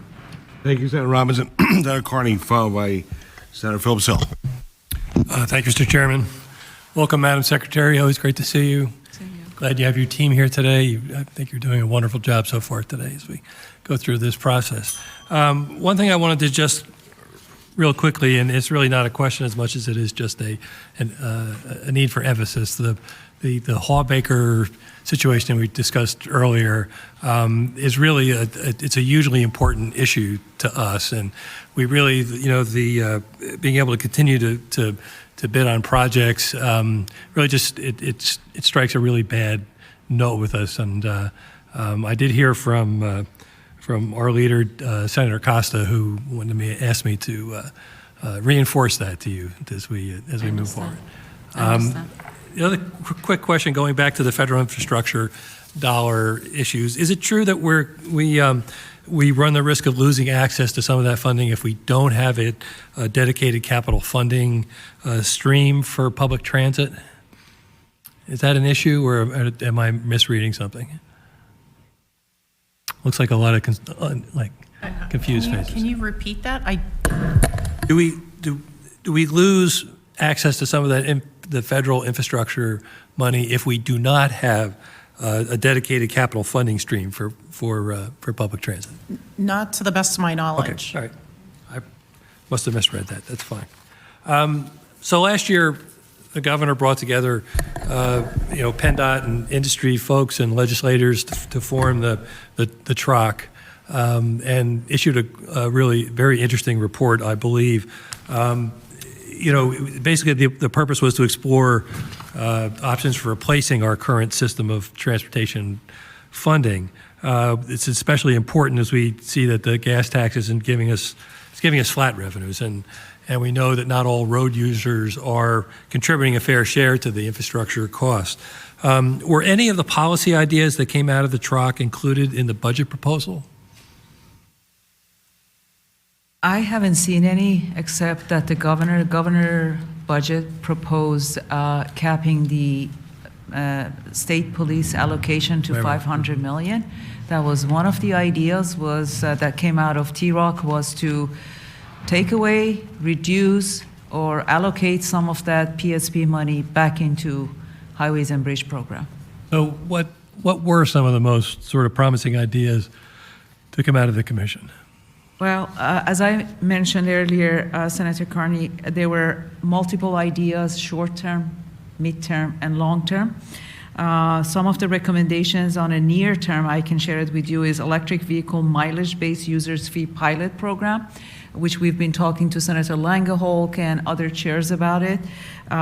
It's not a big opportunity to make a lot of money, but it's something that we want to definitely start looking into it, because we ultimately feel within 10 years or so, we will shift away from gas tax or other, to other sources of revenue, and most likely it's going to be mileage-based users fee. In other words, if you drive a mile, you pay for that mile that you drive, regardless of the type of the car that you're driving. The other one, obviously, as I mentioned, is the Pennsylvania State Police funding to be shifted back into the highway bridge. Electric vehicle fee, there has been much debate about that, and what is the right number for electric vehicles and the fee that they should be paying. And there were a couple different bills that were considered at the Senate, House, but none of them went through, so that's another one. And I think the most important one, the most promising one, was the package fee, as we refer to it, or goods delivery fee. And we actually gave a presentation on that, and thank you for helping us with also pulling some numbers together for that. We can easily generate around $800 million on an annual basis, sustainable annual money coming to the state by just charging $1 for package delivery fee. And I think I've talked to a number of different legislators, and it seems to be a viable option.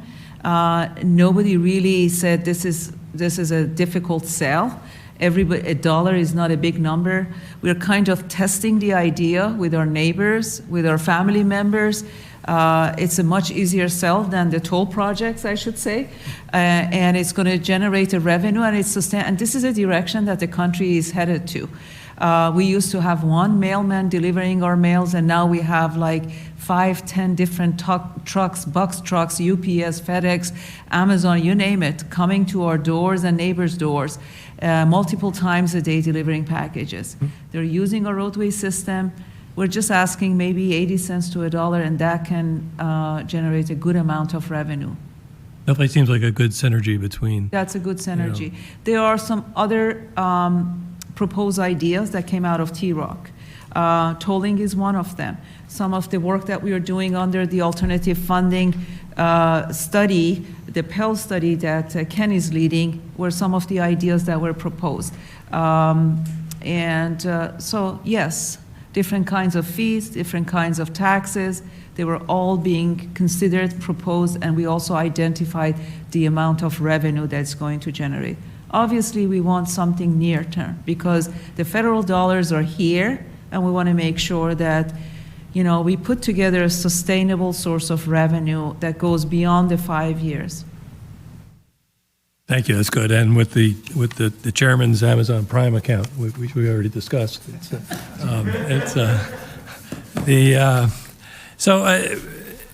the last thing I just wanted to touch on real quick. I know Act 89 was several years ago, and it sort of attached this number that we continue to use all the time, the $450 million for public transportation. I think it's really important to get it out there that we should really be thinking of that as a floor for funding and not a cap. Do you have any comments you can really give us about that particular dollar number, which has been stagnant for a long time, I guess, in terms of what the real needs are for public transit in the Commonwealth? I can share my thoughts, and I would like Deputy Secretary Lors to actually add to it. When you talk to SEPTA and you look at their backlog of state of good repair, it's over 1.6 billion. It's a big number. And not to mention that they are looking into trolley modernization. They have some major programs going on. It was just announced today, I think. I saw. I think sorry? I read a press release that Yes. that SEPTA is upgrading the trolleys, isn't it? Yes, and also the King of Prussia Rail is another one. The capacity enhancement at their station is another one. They have a very old infrastructure, as you know. The tunnels are old, the track systems, and it's very important to restore and make sure they're addressing their infrastructure. Obviously, Deputy Secretary No, I definitely Lors- agree with that. I mean, SEPTA, the coverage that SEPTA has is really if you look at what Washington State and Seattle are spending right now to try to expand their system to be literally a quarter of what our coverage is. It's kind of amazing. I'm sorry, I didn't mean to cut you off. Just one other thing I want to add is one of the reports that we have always seen from SEPTA is it's the top 5 transit system in the country. And when you look at the investment that is being done in SEPTA's infrastructure compared to some of the other ones, as you mentioned, Seattle is another one, Atlanta is another one, MBTA in Massachusetts. I don't even want to compare ourselves to New York and the amount of investment that is being done. New Jersey Transit, they are way down in compared to the other transit agencies. And I want Jenny to answer. So first, let me just reinforce our gratitude for that $450 million, because that really has helped us move the needle for transit facilities across the Commonwealth and bringing, whether it's a building or buses or staff or our Amtrak stations that many of you have seen us advance into state of good repair. So yes, that number has been stagnant. And I do agree with you, it's a floor. So, that money, that $450 allows us, again, to work with our agencies to maintain state of good repair. But as the Secretary noted, on the eastern part of the state or elsewhere, we've been hearing a lot of requests for upgraded facilities, expansion of service, reinstatement of rail service that once was. So all of those entities are very difficult to advance when we don't have those additional state dollars. But by all means, Not talking about taking it away from you. So that's and public transit is so, and I know my colleague's going to talk about this too. I didn't mean to steal all your, but we can't settle into thinking that not that many people are going into the office and that public transit is not going to be as important. It's going to be, I think, even more important as it gets more flexible and we get better systems and more coverage. Thank you, Mr. Chairman. I'm indulging my time. Thank you. Thank you, Senator Carney. Senator Phillips Hill, followed by Senator Saval. Thank you, Mr. Chairman. Good afternoon, Secretary Gramian. I feel like it's Groundhog Day, but here we are again. Another year, another missed deadline.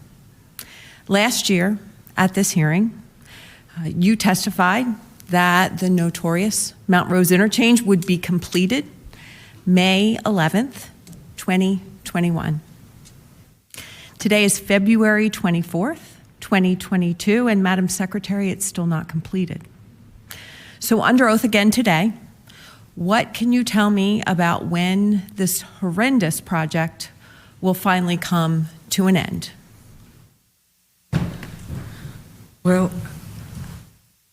I was under this impression that the project is completed. There may be some loose ends that they're trying to wrap up, but the last report I got from a Deputy Secretary for Highway Admin was that the project is completed. Very good. What is the total project cost to date? I don't have that information right now. I will provide it That to you. to the committee and myself. Thank you. When you send that, would like to know how much It exceeds from the original proposal from the contractor. And where we stand on ensuring taxpayers will be made whole by this atrocity. It would be nice to note as well the official date of completion of this project. We'd like to know when it was officially done. I also have legislation that's working its way through the legislative process to prevent another Mount Rose interchange in this Commonwealth. And this bill would add to the list of criteria when evaluating a proposal to look at an applicant's work in other states. This contractor, as you probably well know, has a demonstrated history of unsatisfactory performance, engaging in change order scheming in other states. Simple Google search will reveal that previously, and to date, if you do a Google search, you'll continue to see that. So this bill was approved by the Senate State Government Committee with a unanimous vote, and I have to tell you, I really don't care if you're a Democrat or you're a Republican. No Pennsylvanian should ever have to endure a failed construction project like the one that we endured for 6 years at Exit 18 on Interstate 83.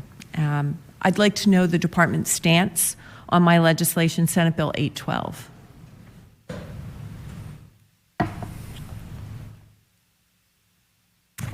I believe we're working with you on that. Give me a minute.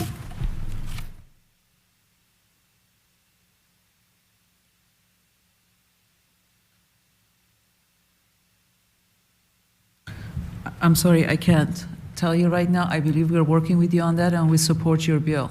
Thank you. I would very much appreciate and I know your you've had- support and would very much like to empower you, particularly in light of the potential of these federal dollars coming into the state, the massive numbers of construction projects that will be going on. I don't think that we can afford to have another Mount Rose interchange anywhere in this Commonwealth.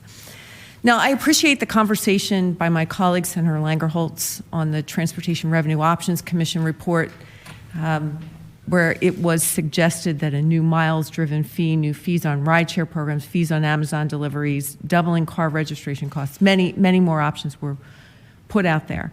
But I would be remiss if I did not share the feedback that I've received directly from my constituents on this plan.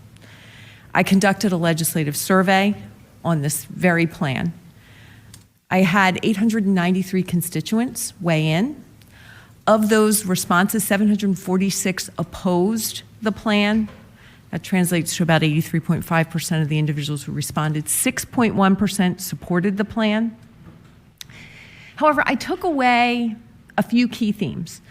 The need for more money by PennDOT frustrates the heck out of my constituents. But they're also frustrated with the lack of parity between electric vehicles and gas-powered vehicles in this state. So apples to apples, if you take the average number of miles driven in a year in a gas-powered vehicle and compare it with an EV, the EV owner pays just shy of $70 per year in taxes for infrastructure improvements, while the gas-powered vehicle owner pays just shy of $380 a year. A $310 difference by vehicles that are putting the same wear and tear on our transportation infrastructure. So furthermore, a charge on miles driven would make Pennsylvanians pay for the trucks registered out of state who traverse up and down Interstate 83 to the myriad of warehouses along those roads. And I think that I had an email from a constituent, Doug. He resides in Dallastown, and he summed it up best when he said, what we need is people to budget and spend effectively and be fair and responsible when it comes to taxation. And I would say to you today, that is my charge to you and to your agency, that as we look to resolve the never-ending project at Exit 18 and the future of our Commonwealth's infrastructure, be fair, and to be reasonable. Thank you, Madam Secretary. Thank you, Mr. Chairman. Thank you, Senator. Senator Sabal. Thank you, Mr. Chairman. Thank you, Madam Secretary. Thank you for all your forthrightness and this afternoon. It's been a pleasure to be here and to listen to your answers, and I appreciate all your work and dialogue with the members of our committee.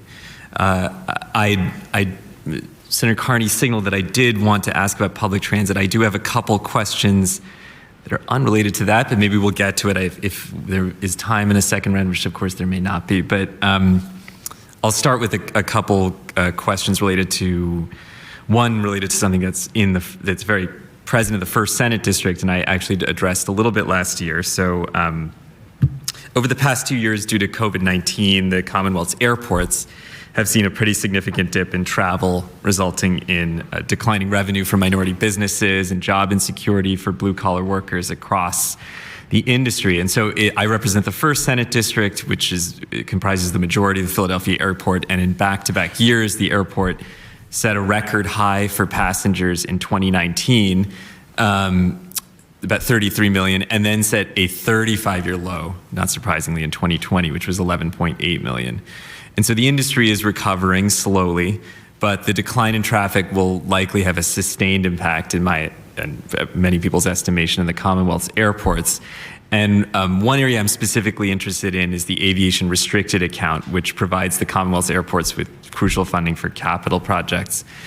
And I believe that this is primarily funded through the jet fuel tax, and which as I think we talked about in last year's budget hearings, has likely continued to see a significant decline. And so I'm wondering, I'm worried about that decline. I'm worried about how it would impact PennDOT's ability to provide grants for airports throughout our state. And so I'm just wondering whether you and your office continue to project a significant and continued drop in this revenue, and if so, what you might propose, what sort of fix you might come up with funding for our airports. And so, Senator, those are all great points. Yes. So as of the end of last year, we saw generally a decrease of $5.3 million, which in the highway realm doesn't seem like a lot, but in the aviation realm with our budget, it's a significant number.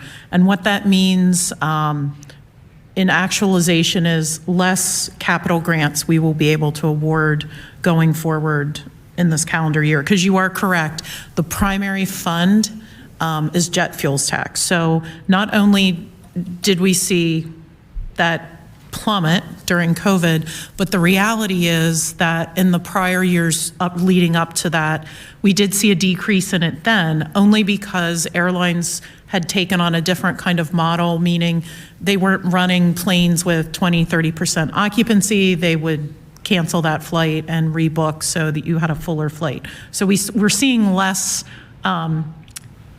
flights. Again, just like automobiles, planes are becoming more efficient, which is a good thing for the environment. But we are very aware of that. And the bigger part of that is with the federal infrastructure bill, monies that are coming to the Commonwealth for distribution to the general aviation airports, those will require another $1.6 million in state match that will ultimately mean, if we do not see a new revenue stream, that we will further reduce capital projects in order to match those federal dollars.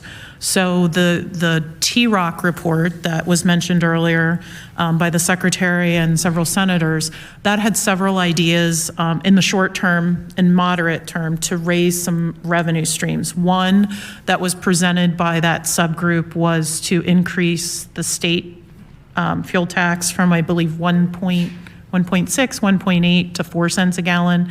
And another one was to create an airplane registration fee.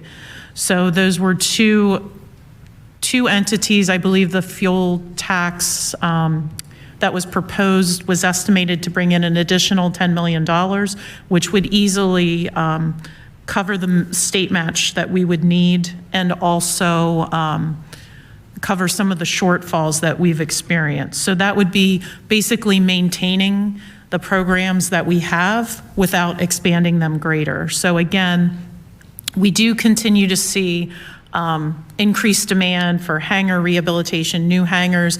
Again, I'm sure you've heard from your local general aviation airports. I mean, obviously Philadelphia is very large and we hear their issues, but the general aviation system really does support the overall transportation network. Thank you. Thank you for that very thorough answer. I guess, in months to come, I think it may be worth exploring some of the options that were raised in the T-Rock report, and just to generate that revenue that is we don't have or we're losing. On a sort of separate topic regarding drivers and driver identification, which is a kind of central department of what PennDOT does. As you know, I think that in a digital age, there are heightening concerns about safeguarding people's information. And in terms of PennDOT's practices, we understand that you have current privacy practices that are governed by a couple different acts, the Driver Privacy Protection Act, among others. And while these provisions provide parameters on information sharing, how much is shared and with whom is still largely up to PennDOT. So for example, as I understand it right now, outside agencies can access PennDOT photos, driving histories, addresses, and vehicle information through JNet and Clean. And apart from privacy concerns with allowing access to PennDOT information in these networks, we just know that facial recognitions are deeply flawed and very rife with race and gender disparities. So I'm asking now whether you would consider instituting a moratorium on the use of PennDOT photos for facial recognition.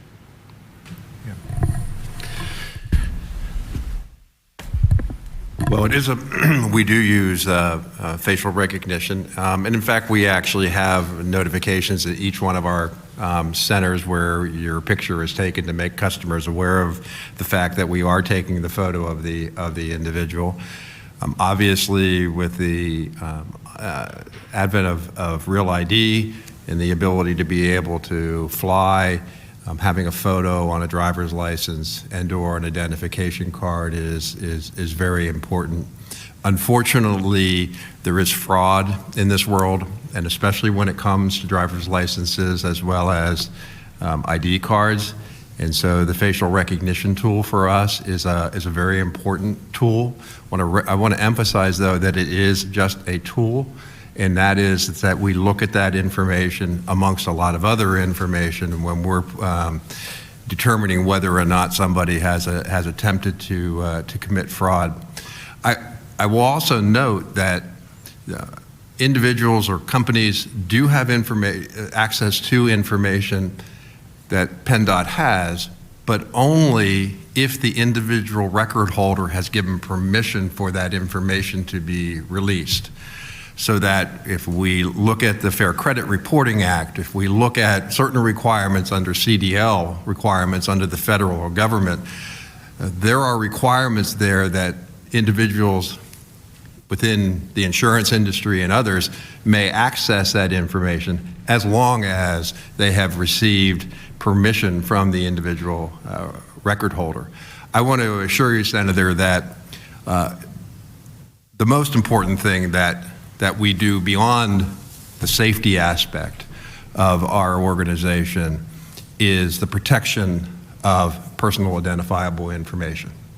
Now, clearly, there are cases, obviously, with law enforcement, if there's a criminal investigation and a subpoena and things of that nature, we obviously release information in those cases.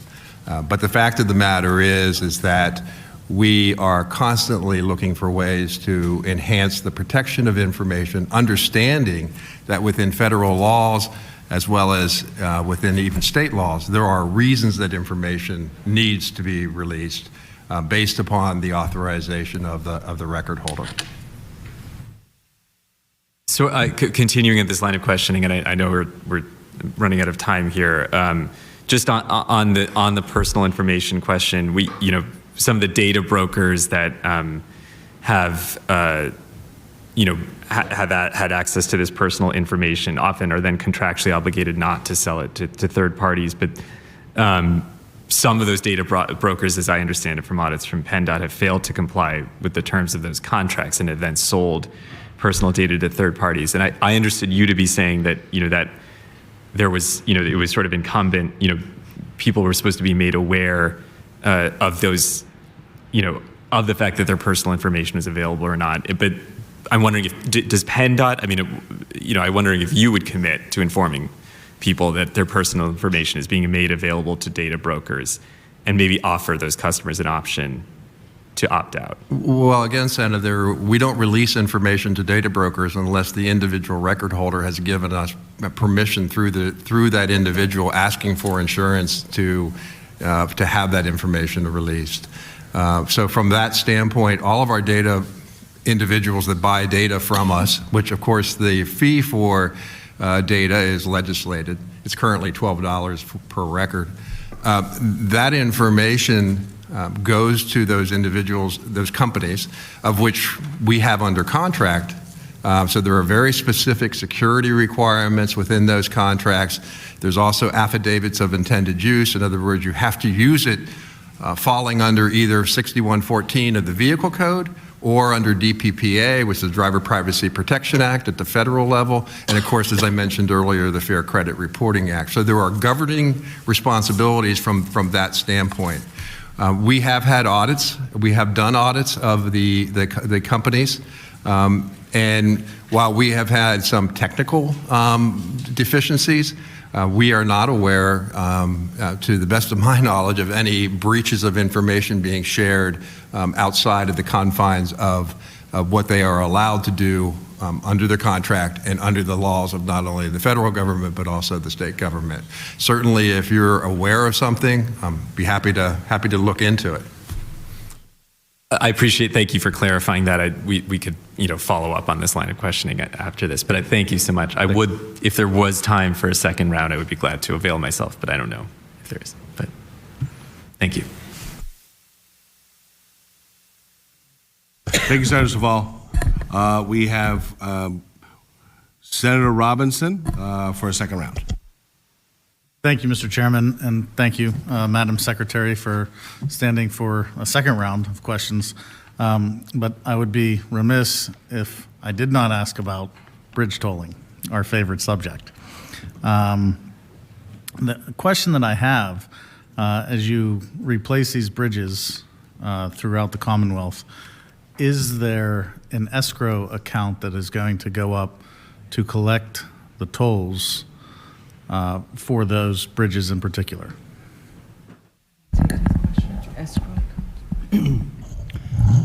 So, great question. An escrow account, could you elaborate a little bit more on what you mean by that? Sure. Last year, during our rounds of questioning, I asked, what comes first, the toll or the new bridge? And the answer was the toll, so that we could start raising funds for the bridge. Now, would those funds that were being raised for that particular bridge go into an escrow account for the one in my district is in Bridgeville, South Fayette exit on Route 79. So would there be a Bridgeville, South Fayette toll bridge account that money would go into? Yes, our fiscal people will be setting up separate appropriations and sub-appropriation, basically accounts to capture those money on a bridge-by-bridge basis. So all of those revenues that would be coming in from the I-79 toll project would be allocated to that so that there's, constant clarity.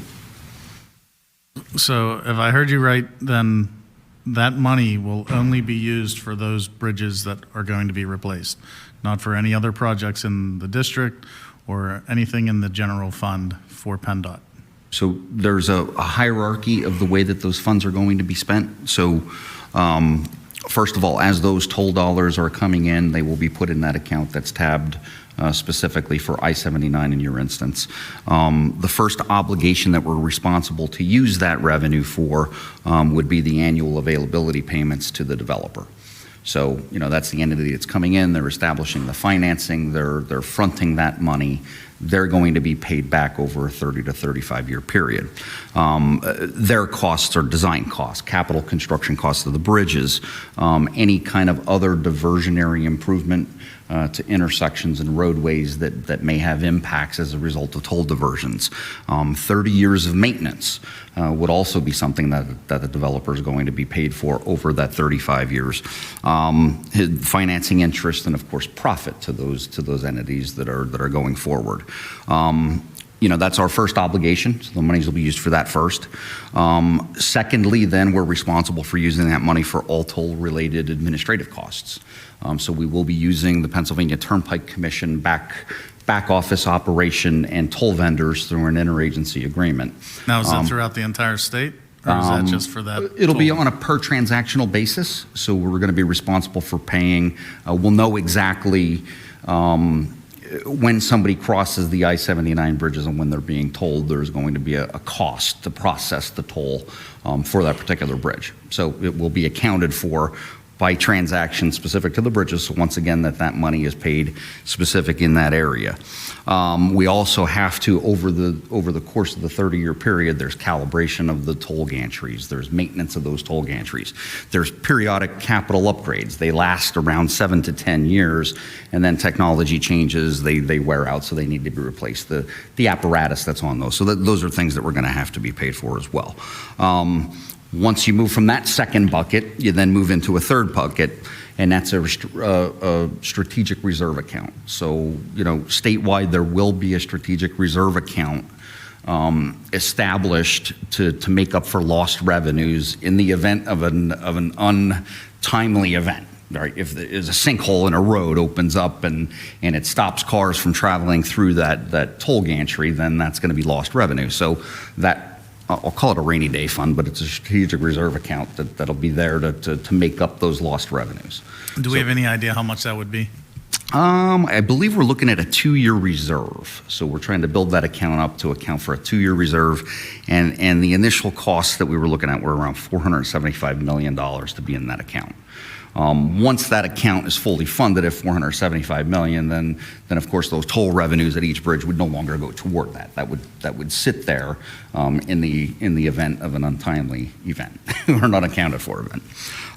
After those, then we're also agreeing to do post-tolling assessments of diversion. So we have traffic models. We're trying to do predictive analysis on how many trucks, how many cars by vehicle classification, by count, are going to avoid tolls. What routes are they going to take? We're committed to mitigating those anticipated diversion impacts up front. That'll be part of the project. But in the long run, if something happens that we didn't account for, we've committed to doing a post-tolling assessment to try to quantify what additional impacts are out there. And then that toll revenue that's in your bucket of money in I-79 can be spent toward funding those unforeseen diversion impacts. And then lastly, everything else that's left is what's considered to be what I'll call, air quotes, excess revenue, okay? Excess toll revenue.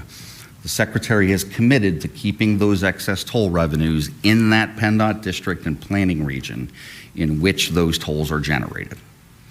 So, and it could be for other transportation purposes, it could be for additional, school crossing, whatever it might be. But those projects are subject to Section 129, Title 23, Section 129 of the U.S. Code, so they have to be an applicable transportation use. But the Secretary has committed to keeping those monies allocated in those areas specific to where those tolls are generated. Now, was that the district? So that would be District 11. What does District 12? Does the Southwest Planning Commission have any claim to any of those excess revenues? It would be District 11 SPC. So they would have to meet and come up with a plan for where those revenues are going to be So spent. that's the 10 counties that we were referring to before. Not all 10 of those counties are in District 11. There's 3 counties in District 11. Three districts, but Correct. SPC. Okay. Correct. So but our goal is ultimately to keep that money as close to those bridges as possible. If that's the demographic of Pennsylvanians that are paying for those tolls, they should reap the benefit of any excess toll revenue. That's our philosophy on that. Yeah, I agree. And we just had the bridge collapse at the Fern Hollow Bridge, and I appreciate the work that you're doing to rebuild it and get it in good working order again. There's also the Commercial Street Bridge, I hear that you're also replacing. Where does that money come from to replace those bridges? Sure. Commercial Street I'll hit specifically because I believe that's on the interstate, I-376. So that comes right out of, as I mentioned earlier, the money that comes from federal government comes to us through formula. We distribute it out to each of the 23 metropolitan and rural planning organizations through formula. And for lack of a better term, we'll call the Interstate Management Program an MPO, even though they aren't. There's a separate pot of money, again, through formula, established formula that goes to the interstate program. So that specific bridge, it will come directly from the Interstate Management Program through formulas. And I would tell you that's, when I mentioned the discretionary programs, that's one of the projects that we're also interested in. Even though we have money set and looking to deliver that to construction, if we can get extra federal dollars, that frees up other federal dollars to do other things in the region as well. Yeah, I'm just a little curious of why the bridges that were chosen whenever we can replace other bridges without having to toll them. So that's the question that I'm constantly asked by my constituents: why this bridge? Gotcha. So there were various criteria that we looked at for picking the 9 candidate bridges that were ultimately selected as candidates. First of all, it was sizes of the structures. So we were looking to replace structures that were, of significant magnitude on the interstate network.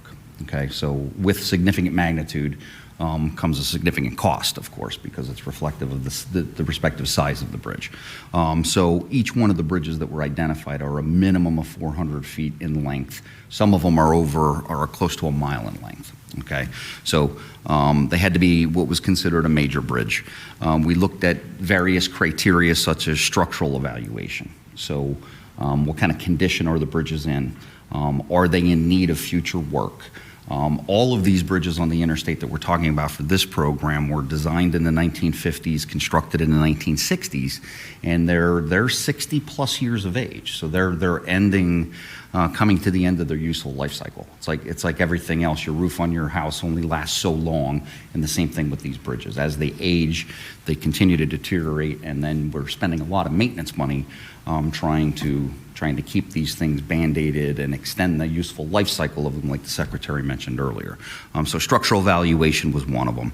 Safety, we're looking at a lot of these bridges. We're looking at, many of them have substandard shoulder widths to them that don't meet existing design criteria. The parapet heights on them, that's the barrier that's on the outside of the bridges. They're smaller. They're shorter than they are for regular design criteria today. The sizes of vehicles and the center of gravity for those vehicles, whether it be an SUV, whether it be a van, whether it be trucks, it's getting higher and higher. So our guide rail standards have changed over the years to where we have to make the guide rail higher to be able to keep those vehicles on.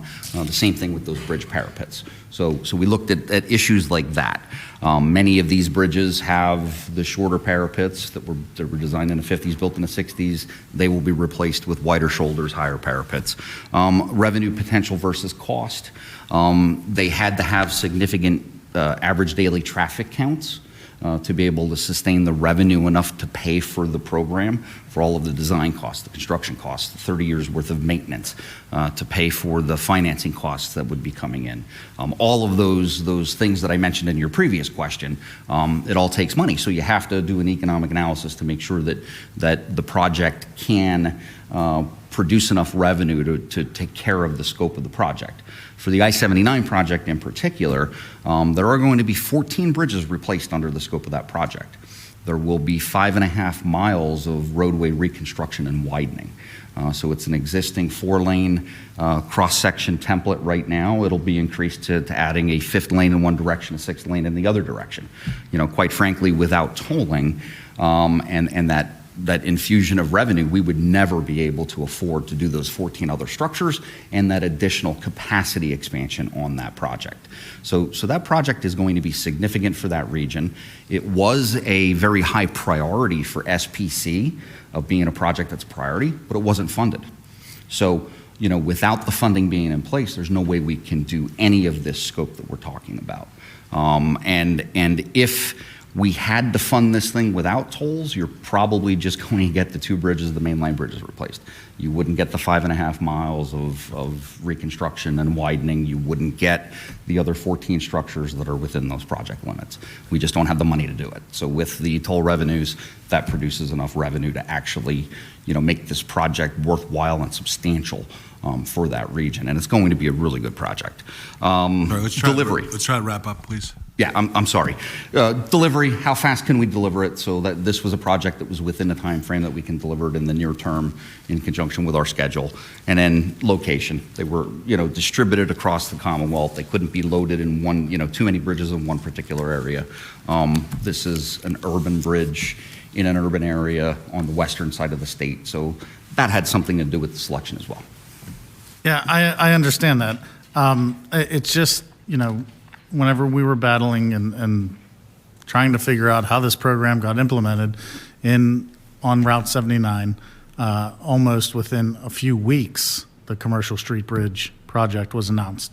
And I understand that things were designed in the 50s and built in the 60s, but you're replacing the bridge regardless. So that shouldn't go into account, because you're making a whole new bridge on both in Bridgeville and Commercial Street.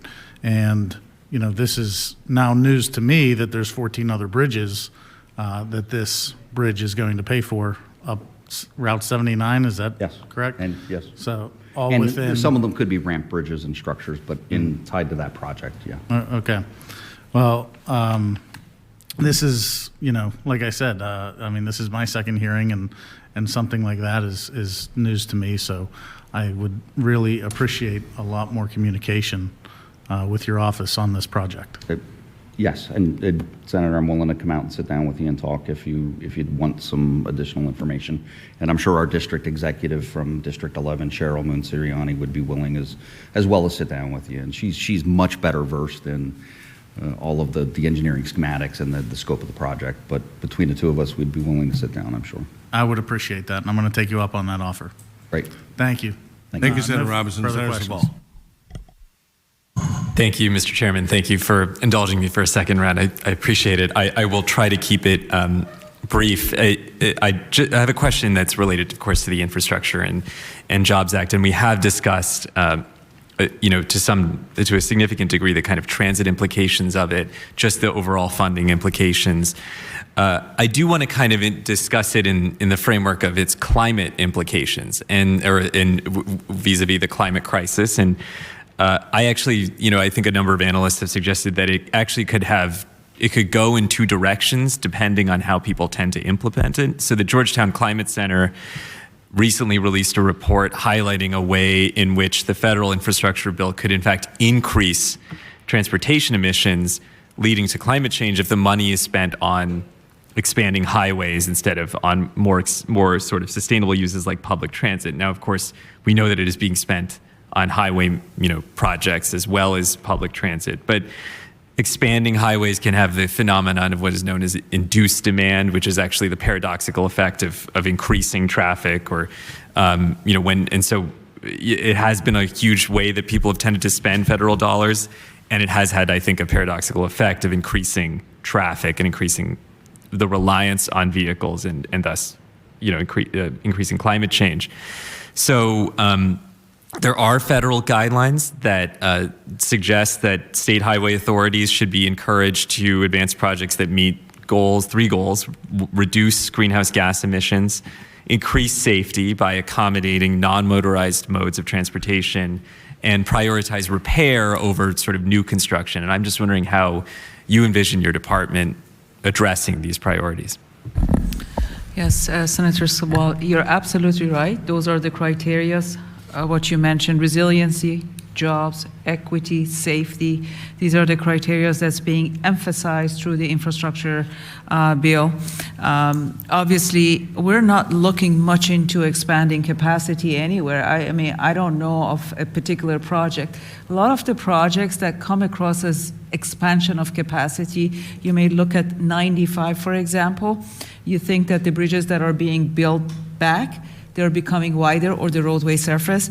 That's not really the reason. What happened was this infrastructure, they were built in the 60s with substandard shoulder width, with substandard axle diesel lane, with a lot of safety issues, geometric problems. And when they're building it, reconstructing those projects, they're addressing the deficiencies of the projects. That's what they're doing.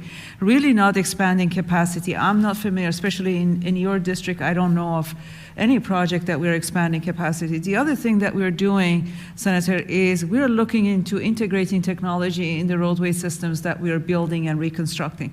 We want to make sure that, I mean, obviously congestion is a big part of what's going on in your district, in a lot of the projects, and we are trying to address the congestion through the integration of technology, the ITS stuff, some of the programs that are being actually considered for the Schuylkill Expressway with, hardening the shoulders, using the shoulders. So there is a very intentional efforts in making sure capacity is not being expanded, and it's actually being emphasized by the Federal Highway. Do you want to add anything to that?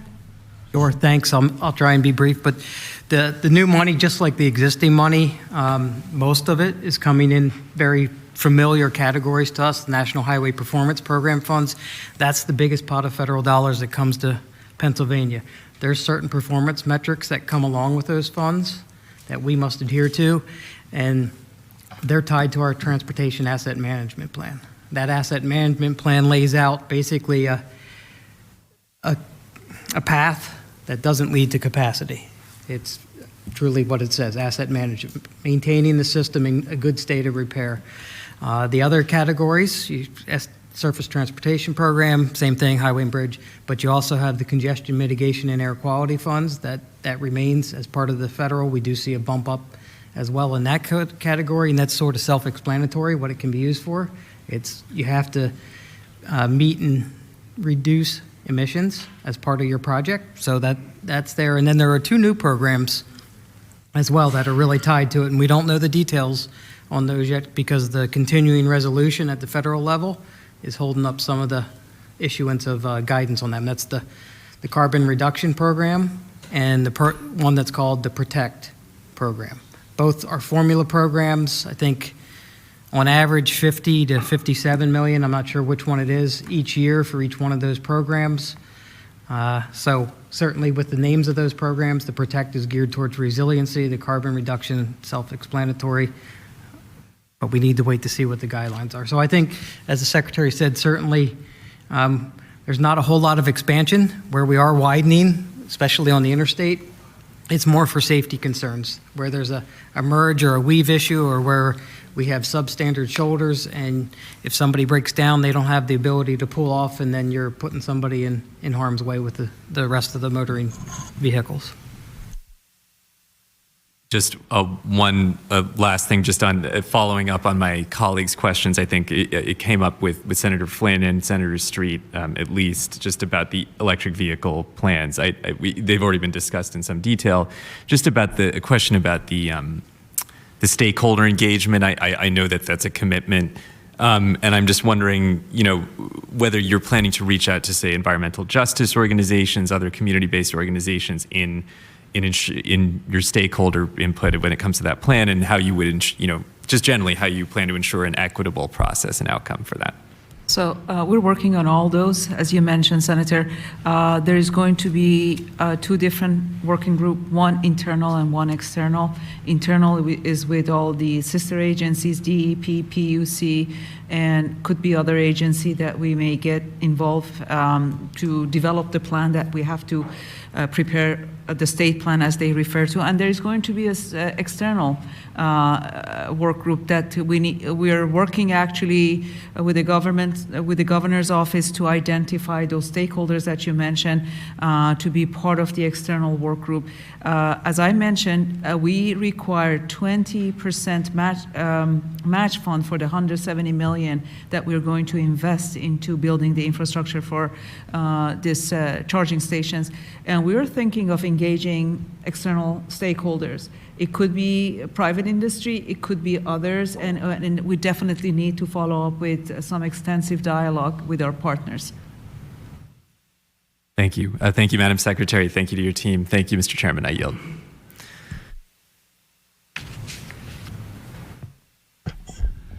Thank you, Senator Saval, and thank you, Madam Secretary, for participating with us today. It's been great to actually get back together with everybody. I wasn't a big fan of the virtual experience, especially for what I know is your favorite time of year here. So it's good to be back and having in-person exchanges again, and trying to get back to normal, even though, for 2 years, you and other groups of leaders in public service have done your jobs, notwithstanding the very challenging times we've been in. And I wanted to take an opportunity, as I have tried to do with all those coming before us, to acknowledge you and your workforce for all the work you've been moving forward, notwithstanding the challenging times we've been in. All of you and your teams deserve credit for that. And it's, Thank you. I think that's really important. And again, to acknowledge you for your work on the American Parkway Bridge. Finally gave me a way to get home at the time I told my wife I'd be home. So I use it all the time. He did too. Okay, thank you both for that. But in case of, in the conversation about things that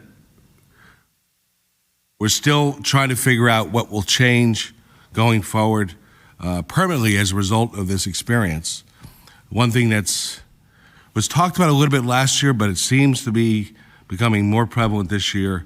And I wasn't even sure if this was possible. But so far, with the secretaries who have come before us, the teams, along with them, the teams with the secretaries, talking about what the workplace experience is going to be in state government going forward. Madam Secretary, you have around 11,000 total employees, a lot of them not in Harrisburg. But what we're hearing is a substantial number of these, because the experience has been that the productivity has been as good in remote setting, and for many in a place that's more preferable for them, that may become part of the expectation and a permanent way to conduct work. And to be able to adjust to that accordingly for us is important, and to know how state government is going to adjust, because it will affect, I guess, for the most part, Secretary Topper's responsibility in regards to capital that's necessary going forward to accommodate work environments. Just wanted to check with you as well and your team what you see happening going forward that will be a permanent adjustment to the work environment. Yeah, great question, Senator. And first of all, thank you for recognizing our team. We enjoy working with you. We appreciate your comments. With regards to moving forward and what's going to happen, we have 1/3 of our employees doing hybrid work, and hybrid is few days a week in the office and few days working from home. Over 7,000 of our employees, they're still out working in the field, working at the vehicle service centers. We don't have the luxury of having, the 11,500 all choosing their hybrid choices. So there's over 2/3 of our employees that are going to be working out in the field and will continue to do that. There is no other option. But for people that are working in an office before? No, they were always working outside in the field. The maintenance workers, the construction workers, the folks who are working under DVS, they have to have their presence, out within the field or the offices to perform their jobs. The others who do have the luxury of choosing their schedule or hybrid schedule, we've been actually working to figure out what's the best formula. And when we all came back and they resumed the offices, they opened the offices, we did a survey to get a feel for what are the preferences. We also work with all the deputies to understand what they're looking for, what works best for them. And we came up with, I can't say it was consistent across the board with the folks who could do hybrid. DVS chose 60%, another part of our organization, highway admin, chose 50%. Multimodal, different thing. And we said, we're going to get into this and do another evaluation within 6 months. We are actually at the point of doing an evaluation of how well it's working. What's really important to us is the production of the team. We want to make sure that the efficiency and the production and the performance doesn't go down. We did put together some training programs for the supervisors who are supervising employees who are doing hybrid work. There are a number of different things that they had to be mindful of and pay attention to and measure and communicate with their teams. Obviously, if it doesn't happen, we're not going to be successful. The other thing that we have to be mindful, and this is a challenge across the board with a lot of agencies as well as on the private side, they still haven't figured out the right formula on what's going to happen. People are enjoying having the hybrid and the flexibility of working from home 2 days a week.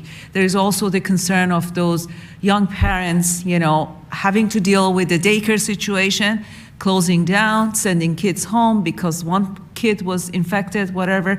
Fortunately, we're slowly getting better in that area. There is a little bit more consistency of expectations for the parents, whether it comes to the childcare or whatever.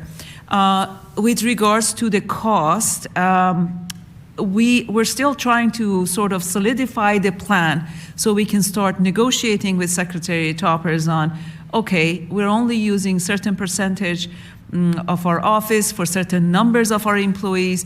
What should be the fair value that we should pay, for the offices and other equipments and everything else that we are using? So the jury is still out. The other thing that, Senator, I want to bring to your attention is the issue of workforce. And we're all struggling to make sure we have enough folks in our industry who are working, and we're actually competing with other state agencies. We know of our employees who left PennDOT and went to other agencies who are providing full-time teleworking, okay? And we're concerned about that too.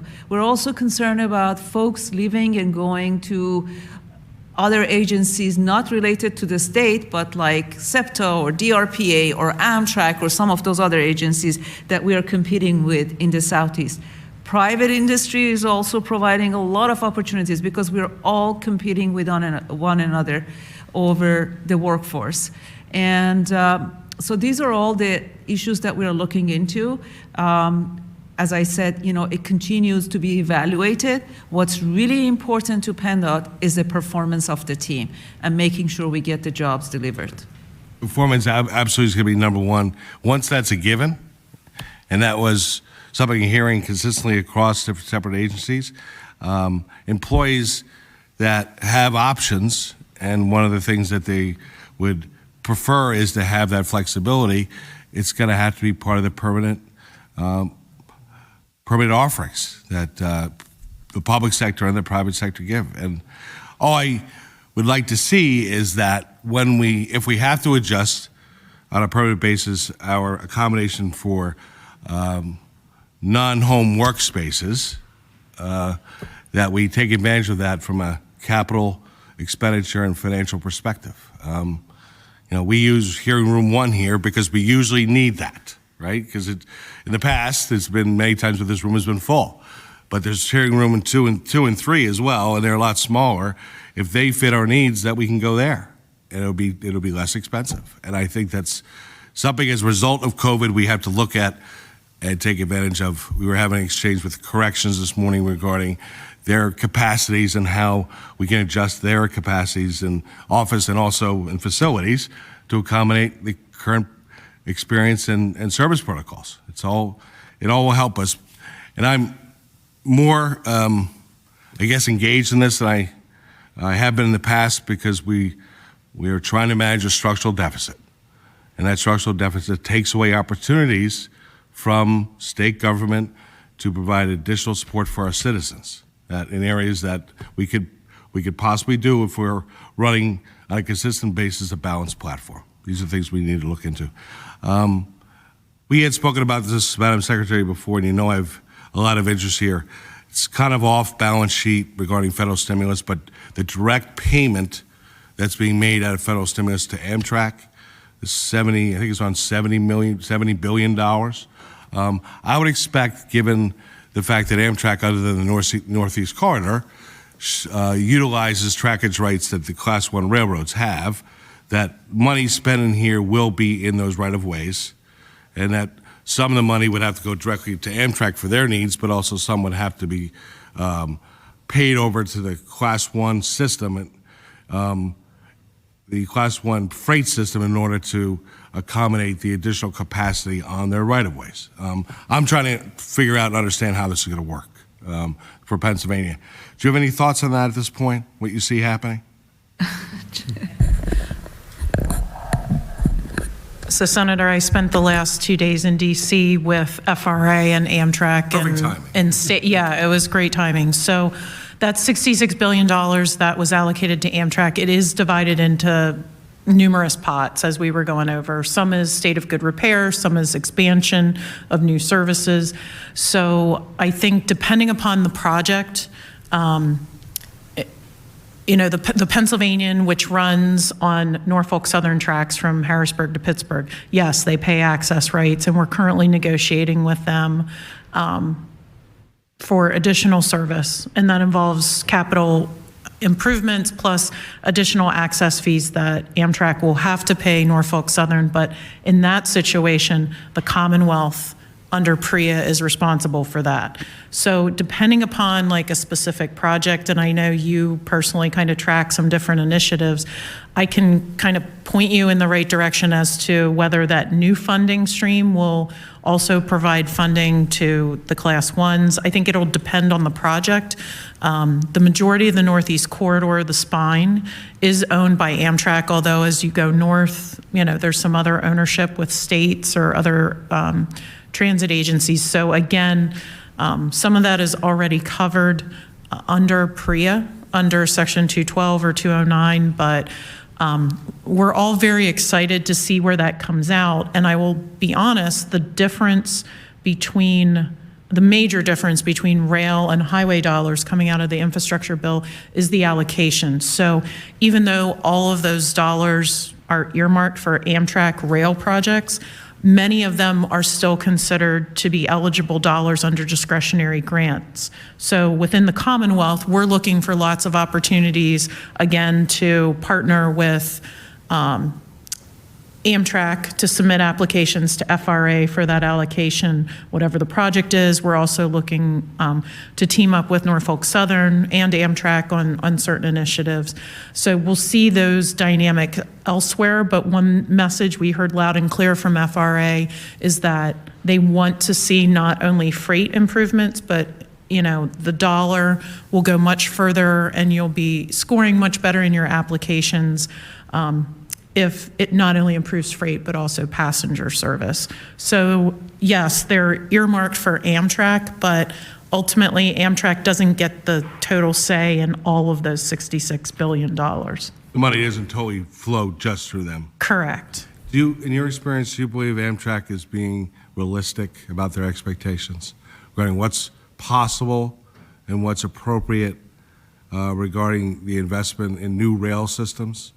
Because that money could go really fast if there's not appropriate expectations. Like, for example, you know, the two projects that are going on at high speed, one in California, one in Florida, the 60 miles in California, they're estimating it's going to be $16 billion just for that one project. And I don't know how practical it is for Amtrak giving expectations just to see if, you know, in a corridor that's as populated, and given the demands, and there's already servicing them from the area west of Altoona into Pittsburgh, or two train sets a day over the Pennsylvanian, as opposed to reestablishing rail service in the different corridors that had it 40 years ago and would like it again. My understanding is they're interested in exploring it, but I'm not sure if there's a true understanding or expectation of how much it would cost to do it right where people would use it. So obviously, this is my personal opinion, and I think they're very idealistic. I'm a firm believer in fix the roof on your house before you remodel your kitchen, such as adding the additional service for Western Pennsylvania. Not that I don't personally, or the administration does not support new or expanded rail service, but you are correct. It is often much more expensive than initial estimates. So it's a tough kind of spot to be in, because I think reinstatement of service or new service, those are amazing opportunities, and this infrastructure bill really has given Amtrak, if nothing else, the planning dollars and some of those startup costs.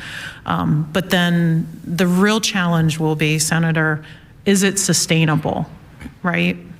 So those are the challenges. I will tell you, I think Amtrak came out with their Vision 2035 plan, and I think it was probably overly optimistic, but at the same time, I acknowledged it's a vision plan of what could potentially happen. And I tell people all the time, it could happen, but there are many, many steps that need to be accomplished before that happens. Yeah, I totally agree with you, making sure that the current options, current services that Amtrak has in their system, to make sure that they're up to date and are working and are real alternatives. I've always used the Keystone service as an example. It's a real alternative, and people will choose it over the alternative of driving the turnpike into Philadelphia. If that's possible within something that's reasonable, and is not, it doesn't strip out a huge percentage of that fund, rather than chewing up everything we're doing, then I guess so. But I've seen their vision for the future, and in order to accommodate that, we're talking enormous investments to do it right. The one other question I had, at least on specifics, in the targeted list for projects, understanding that we meet the match on the new federal money, can you estimate this time in that list of accelerated list of targeted projects in the 12-year plan, how much is new capacity? Is a lot of it just shoring up the road and bridge infrastructure we have, or is there a significant amount that's new capacity? Just to be clear, for new capacity, are we referring to new capacity on the roadway itself, or a new road, new projects coming in? Brand new road, brand new bridge. Brand new road, brand new bridge. I'd say there's certainly new bridges where we're in replacing them. Or a new lane, something like that. That's what I'm talking about. Limited new capacity, with the new funds that are coming in. It's not to say it's not happening, especially on the interstate and I-78. I know eventually we'll be getting to the hill just outside of right past PA 100, and addressing that. And there's some new capacity there. The bridge right by 61 at Cabela's. Widening that right now for... So we're trying to retrofit and modernize existing capacity. Yes. Yeah, I just wasn't sure. Yep, very limited. You can go through my list. I don't think in the Lehigh Valley there's much there. But just to close here, and thank you for all the time we spent with us today. I think it was a good idea to use some of this, given the federal action that was done. That was, in my mind, a long time coming, but it's great they did it, is to understanding what's coming in, to initially assess the need and what obligation we have to make sure we maximize the value to us and, frankly, fulfill that partnership. And over the last several years, and it was like this from 2008 to 2011, a federal and state partnership was necessary to accommodate the challenges we have, to accommodate the other actions that Washington did to provide for infrastructure investment. It's got to take a partnership. And it's good for us to be clear how much we need to come up with in order to fulfill that partnership. But like anything else, when we're able to collaborate and work through things, we're able to get stuff done. I remember we had an issue last fall with a need for about $600 million worth of borrowing. It didn't happen, but we were able to find an alternative for that, and then $279 million in this last budget to close to make that opportunity and to meet that need. But that's going to be the same thing with everything we do in regards to trying to fulfill our obligations here. And we're starting, I think, in a proactive way, first righting the ship with the state police and the motor license fund, maintaining that commitment as it relates to the Turnpike's obligation to the mass transit now. There was some worry that the statutory language would be reverted from where it was, but it's currently in place to make sure that's carried through. But we have to make sure that we continue that commitment going forward and then have a comprehensive dialogue as to the options we need to look at to meet that need. And as far as I'm concerned, nothing should be off the table. A couple things I've been exploring on my own in this regard, that I believe that we're just building on what we've already done. The penetration of the electric car is real. My brother is in the car business, and every manufacturer he serves, except for Dodge, that's still in the horsepower and dual exhaust business, is telling him by the 2030, we're all electric. So that's the timeline for that gas tax, essentially, on vehicular traffic to phase down. So we have that time. It's a generational obligation we have to fulfill that. We have a tax to the general fund for utility gross receipts. Part of it's electric. People are paying that tax for using their electric cars. And the understanding that a part of that cost meets revenue, meets cost, revenue meets an obligation to the expense that it carries, should be considered for motor license needs. We have an alternative fuel tax now that applies to natural gas, propane, electric cars, right? When you look at the trend line in gas tax, it's dropping. The alternative fuel tax is small, but it's growing. It's gone, I remember just a couple of years ago, it was on $4 million. It's at 15 now. And the more we apply that to the new vehicle standards and the new types of vehicles, particularly electric, the more that's going to grow. I don't even know at this point in time if that's something that applies to charging, if it's actually being applied at charging stations or not. I know it's, for dealers of natural gas and propane, it is. But those are the things that need to be explored. And essentially, it's really just the application of a tax that's already there and is already expected. It already applies to electric cars. So these are things that I think we should consider in the context of applying application we already have in a changing marketplace. But at the end of the day, this is all about making sure that the financial capacity in transportation is vibrant and grows, and the financial position in the general fund is corrected as well. A lot of conversation during our hearing so far about revenue capacity and what investment means to revenue capacity. The biggest thing we usually talk about is the size of the expense and how it's growing. But the one way we solve this is by growing the revenue capacity. And the experience over the last couple of years and how much the stimulus payments from Washington meant to our revenue capacity were extraordinary. And the more we invest in transportation, that's going to mean the same. That revenue growth, there's many ways we need to address that, but we got to deal with the fact that our revenue in the general fund is not growing fast enough. It needs to grow at a more robust pace. And one of the ways to do that, other than dealing with some of our demographic issues, is to do investments. I know in my region, we talked about my Prime account. The Lehigh Valley is the center of the internet economy. It's where we have millions of square feet of fulfillment. specifically for the internet economy, but that is really sensitive to transportation investment. The revenue that comes from that, the public revenue that comes from that, is sensitive to our ability to maintain our public infrastructure to serve it. And that's why the improvements that this group has stepped forward and saw the value of in improving I-78 are crucial to our existing revenue capacity coming from our region. I'm just using our region as an example, and growing that in the future. So it'll be, I know, the collective priority of this committee to look to not only continue to identify those needs, but to come up with solutions for them.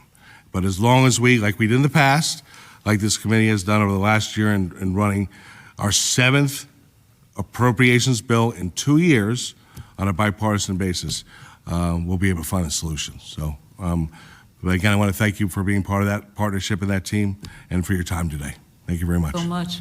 Greatly appreciated. Thank you very much, Senator. Thank you. So thank you. We will adjourn for today. We will be meeting with the 10 a.m. on Tuesday with the Pennsylvania Attorney General. Thank you very much.